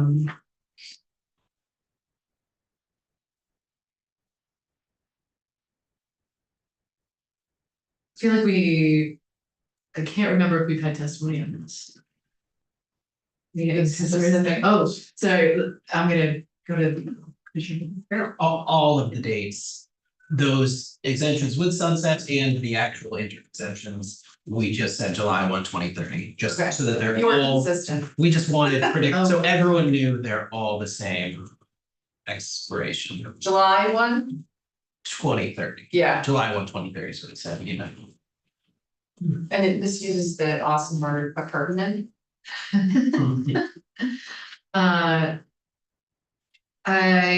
am open to it. I am wondering about how it's something that I want to revisit. Just to get a little bit, this is not a thing that we've had a lot of testimony on. Thank you for your consistency. That is helpful. If we change it to. Well, actually, are there opinions about changing it to that far out. I don't have a problem, because this is not controversial. Yeah, Extend it through whatever group. Okay. Extend exemptions. I was just, I don't know if this matters, but the sort of question of middle of the summer, building. So we could do January 1, 2030, that sounds great. and then do them all consistently on that date instead. No, it's not quite as long, it's in the middle of the picture. The seasonality matters. I mean, I don't know if it matters, but I've heard that argument in other things, so maybe it matters here. We also don't want to extend forever. What? We also don't want to extend forever, so I would be. Right. And then, especially since this is the same section, I would have, I think I would just want that to match CC Make that one January 1st, 2030. yeah. I have a question on this, on CC. I have a note, I circled construction of improvements. And I have a note or tweak for pre-Act 250 structures. There was some issue about buildings that were built before Act 250. So they don't have an existing Act 250 permit, and if somebody wanted to convert those to housing. There was some issue with that. I don't remember if it was that. Do they need a permit or do they not need a permit? I don't remember. The note I have for this is add new permits. We would have to get Act 250 permit, I think. Well, this is saying, This is an exception. yeah, this is an exemption, so this is saying, no, they wouldn't, but, I I also have a note that Janet will have language on this. So, As Janet. written, does something a little strange. Because it says that if you have an active 50 permit, you don't need a permit to convert, but if it predated active 50, you do. right, because this, I think it's because it says permanent amendment. Yeah. Yeah. Cause that implies there's an existing permit, but if the building was built before Act 250, there would be no permit to amend. Oh, yes. Yeah, so this was actually pretty narrow. Yeah, Okay. because when read with the rest of all these housing exemptions. Will something trigger Act 50 by virtue of building 30 units of housing? Probably not. This is specifically about the conversion of commercial structures. I believe actually this might have been specific requests. Does this predate Act 181? Was this the Home Act? This actually might, I do think this was actually specific and was drafted that way on purpose. If you would like to change it to no permit amendment, or no permit, you can do that as well. But I think this was in the Home Act, not Act 181, and was about specifically conversion of commercial structures that already have Act 50 permits. Was it like an old school or an old factory that was being converted to profit? So that is one of the examples, yeah. Yeah, It is an odd provision in general, yes, because it's not giving an Act 250 amendment to such a permit that probably describes a mill or something. It is a little unusual in general. yeah. And I do think that's why I had a sunset, because perhaps you should be revisiting if it's working and if you need to make it Yeah, a permit, so. yeah.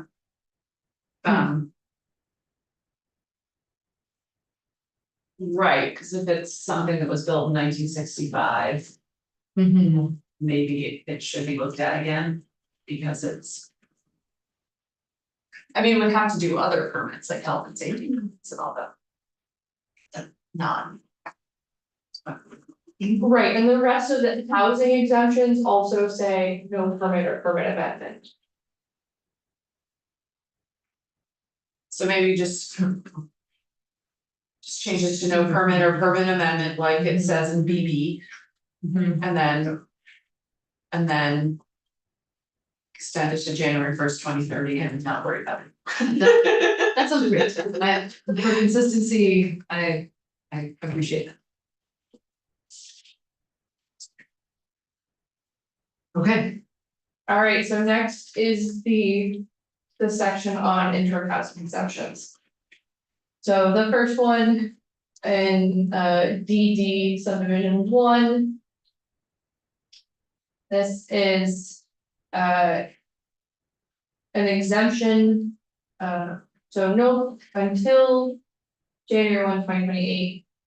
No permit or permit amendment is required for the subdivision for or the construction of housing projects and mixed use development. With 75 units or fewer.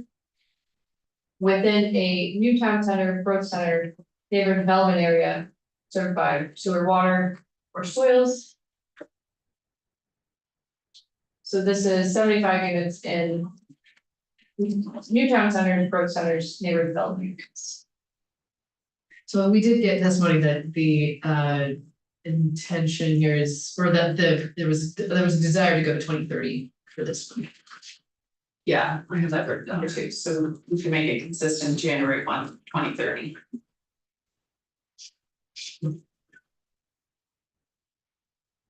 And I have a note here that the rationale was that we need to continue the on the non-conforming status because it will take a while for them to get it. Yeah, that's what, yeah, I wrote 2030 and or a year after adopting 1A. But Oh, yeah. it's an easier fix to just say 2030. Yeah. Yeah. No, I remember that. Can I ask Alan, yeah, Alan, the adding the language subdivision for or the construction of and mixed use development, what is the practical implication, do you know, of adding that language? So this exemption was only for construction of housing units. It was not for mixed use development. Mixed use development does contain housing units. Yeah. And there, the subdivision of land can also trigger Act 250 based on number of lots. Is there a definition for mixed use development? There is a definition of mixed use development. Is the construction of both mixed income housing and the construction of space for any combination of retail, office, services, artisan, and recreational and community facilities. Provided that at least 40% of the gross floor area of the buildings involved is mixed income housing. It does not include industrial use. So in a mixed use building, 40% has to be housing, the rest can be commercial. So this is a pretty big extension, like it, of the definition. Of what can happen here. You have a thought on this? No, I think it's fine, because I think we want mixed use was actually don't be, You're okay with it? yeah, Okay, I'm wondering about adding a reference to that definition. This is the definition. I mean, Okay. I kind of do like, but it's in, this is the Act 250 definition. Okay.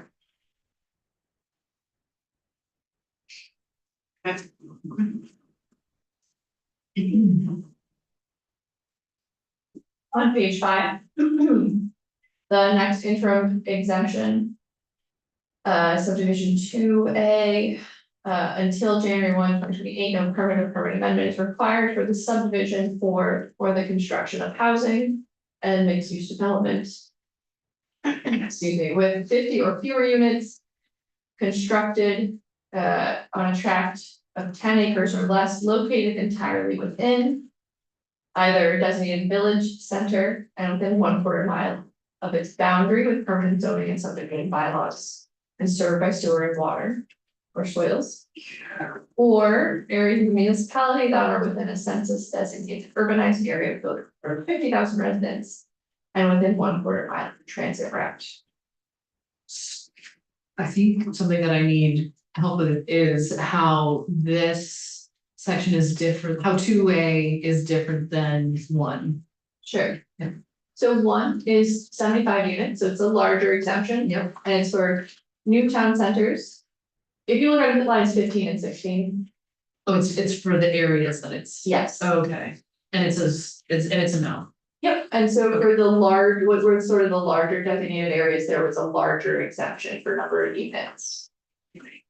In two, there's two different types of exemptions here. There's 50 units of housing in village center zoning and then a quarter mile around that village center. And then there's also 50 units of housing per project in these urbanized areas on a transit route. That is exclusively Chittenden I County. was gonna say, this is home act. No, Oh, it's not, okay. Again, thinking that it makes sense to line up, I don't have a note on this one, but it seems to me that it would make sense to line it up with. With one in terms of 2030. I have a note, but I don't know if it's relevant here or if I was just looking for white space to make a note. But I have next to this, one be eligible, allowing to opt in at any time, question mark. Oh, that's, yeah. That is a different issue. Yeah. So I must have, Oh, yeah, something I wrote in a important place, yeah. But probably not here. It's because as interim housing exemptions. I'm not sure I know what you're talking about, so. Oh. You want me to? Sure, yeah. Okay, so, my understanding is that right now is the time for communities to decide whether or not they wanna try to opt it, whether they wanna opt into one B. And there's a sentiment that some communities are not opting in and they're for a variety of reasons. And people want to give towns the ability to opt in later. And maybe in between plans being updated. So that, I don't know, if, just pick my town. Middlebury says that we don't wanna do one B, but later in 3 years, they've said, oh, actually, things have changed, we do wanna do one B. But after the time they can opt in, we wanna make it, I think we wanna make it so they can opt in later. And with a shorter process, because the current. Process Right. is like 6 to 8 months. It's quite. Right. Requires the whole thing. Give them that. Rather just a simple, yeah. So I think. I do a proposed language on this. So then I'll just say, I do think that was at least partially your intent in 6033, so it does say in 6033. A request for a tier 1A area may be made. By the regional planning commission separate from the regional plan approval process. And shall follow the process in 43-48. So This is for one B, though, that's one A, is the. no, it's not. Oh, I thought you just said one A. Oh, 6033 is the tier 1B statute. Oh, So I think perhaps that just needs to be clarified further. yeah, I think it's based on the testimony we've heard, people don't understand that, Okay. people don't think that's an option right now. Right. So I guess I will need to know what kind of process you want that to be. Can we flag and come back to it? Because I'm not sure. That is certainly the intent to clarify. But the board felt. Look for a simple process. I guess I would wanna see the language about what the process is right now. Is. Trying to remember if that lives in this draft and. It's not. It's not. So 6033, that was the last sentence of subsection A. And then it's the cross reference to 24 VSA and 43-48. And so I do think it doesn't. I mean, it directs that they follow the process of 43-48, which is the.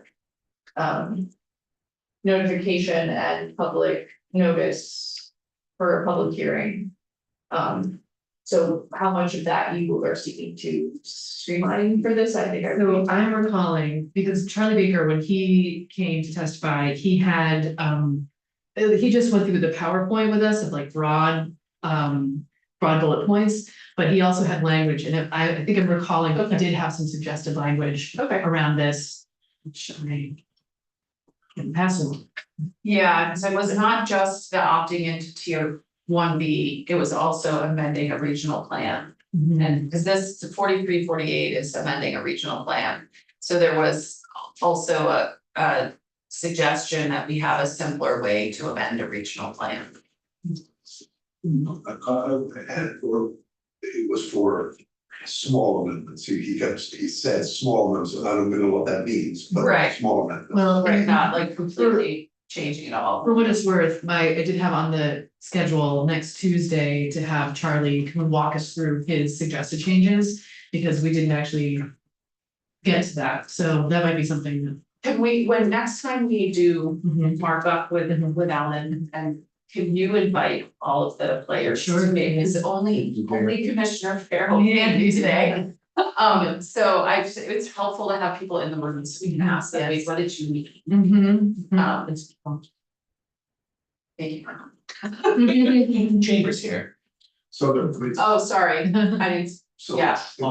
If you I was thinking Megan, but if you think about it, the real issue is being tier 1A or tier 1B eligible. And that's what the process is for. Mhm. And so then just deciding to opt in logically ought to be pretty simple. So that's what we're trying to get to. But I want to think about on line 5. When we now are saying for the subdivision or adding subdivision, I want to think about that. What Mhm. that actually means and what that could translate to that we're not seeing. Mhm. in both of them, because it's in both So that paragraph 1 and 2A. highly, okay, yes. Yeah, I would was it all of them? In all of them? Yeah. The housing exemption. want to think about whether that has implications. We haven't considered yet. No, that's not, Mhm. may not. Okay, I made that note, so. Yeah.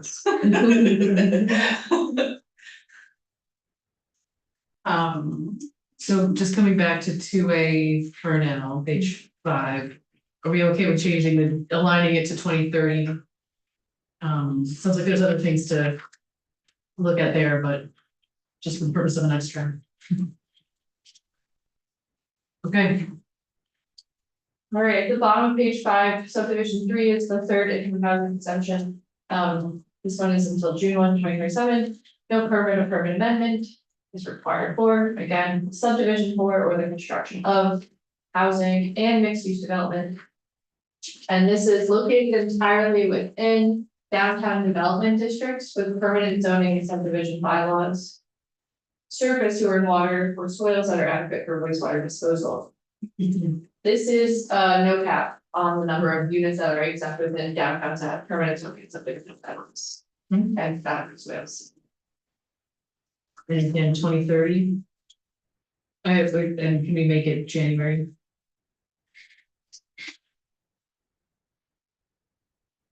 Good. What are you thinking, Senator, about, we okay with all these? January. Yeah, the January one. Yeah, it looks like you have something else to say though. No. I heard the sigh, I was like, wait a second, what does that mean? January 21st. Okay. Great, and just acknowledging that we're starting to run out of time. That's always, I mean, one possibility, because we're about to jump into tier 3. Though for what it's worth, I feel like there was some, well, actually, let's talk about maybe this section and we'll be done. Okay. Page 6, section 4, this is the rulemaking section for tier 3.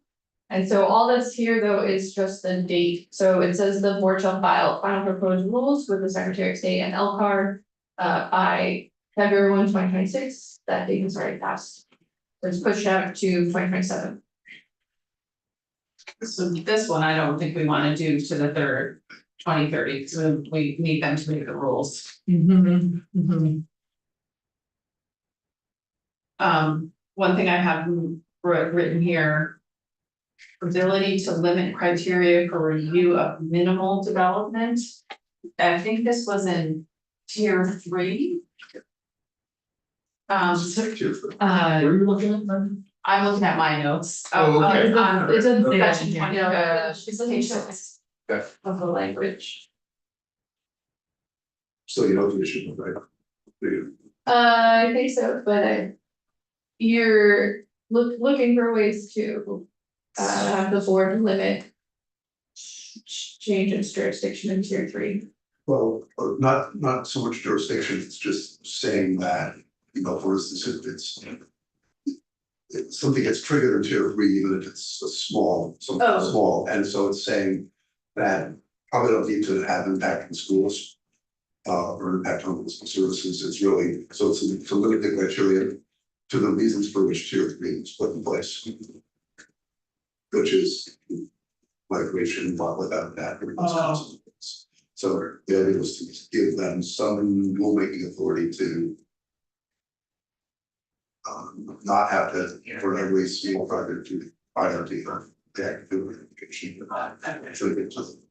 This is where the land use review board's legislative council is telling them that they don't have the authority to. They have to apply all of Act 250. They can't just apply part of Act 250. And even though some parts of it I think can just get checked off, like this one doesn't apply. I think that it can potentially trip up people if the whole thing applies. So I think it's just as well to say to give. Well, as I was hearing it, to give the land use review board a rulemaking authority to determine which criteria of Act 250 ought to apply, certain conditions, or which criteria is triggered. Like, and by criteria, I mean, habitat connector, headwaters, or True natural resources. the sensitive communities or something. Yeah, and so this is for minor development though, not major development, so that was the thing, like if somebody had a house in tier three and they wanted to subdivide and put an ADU on it, or another house for their kid or something. That the LURB could decide to just use 3 or 4 of the Act 250 criteria instead of 11. I don't know. 10. Which is really 30, so. Yeah, 32. so giving them the flexibility to do that is what, Is this a drafting request here? yes, we're trying to help you understand what we want. So I think I need you to be very specific because there's nothing else in activity like this. Yeah. And I would just. Do you need to amend the statute or do you just want to put this in rulemaking? And you have wide authority here to be very as specific as you want to be or not. So I it wanna go sounds back like and- you're doing it in rulemaking, which could work, Mhm. but you would maybe want to be specific. Yeah, I think Mhm. putting some guidelines. I'm also trying to remember if any of the suggestions that we had, if there was any specific language suggestions, and I'm not remembering right now. But before we leave this, because we're at 12, I did hear. VLCT say February is a difficult month. And so wondering if we can give tier 3 until December 31st of 2026. Wait, what are you talking about? Oh, sorry. The rules? Yes. So VLCT doesn't make the rules, the LURB does. Yeah, I just when it landed, but if that's one that is, So I'm trying to remember what Alex wanted. I'm just gonna flag that, like we were talking about with the road rule, this is actually a place where the rules. The rulemaking process is a different timeline than the effective date. And you wanna Oh, make okay. sure, I guess that as it was originally drafted, there was a lag between. The rules being adopted and then the statute doesn't take effect for a little time after to give people proper notice of what the rules actually are. Yeah. Okay. And so the effective date is in here, it's on page 9 in section 7. Mhm. So yeah, you can have different dates for these. Okay, Staggered so that people notice. come back. It's fine to keep it as is. I would love to, we're gonna have to keep walking through this. We're gonna hear some other testimony about with some recommended changes Tuesday, I'm hoping. So. Not Tuesday. Not to next. no, well, next, two Tuesdays, Yeah, so well, to be continued. and to this point. You probably have some kind of timeline that you created at some point. If you could you update it for us, if we have a visual of how we're moving things? Thanks. I think somebody else maybe has made a timeline. Did the chamber make a timeline? The land use review I think the board. lawyer might have made a timeline. Okay, maybe it's the. So we can ask them. So we can do it. Yeah, I mean, it's fair, I don't wanna give you more work, if you have 15 bills to me, but I would like a timeline Yeah. to, so if you could ask the Yeah. clerk to do it, that'd be. Yeah, helpful. and They might, I don't know, they might have. okay, but we can ask usually after that. And. Okay, and I suspect that some of the folks that are coming in may have some suggested language about the things that we've heard about, so that might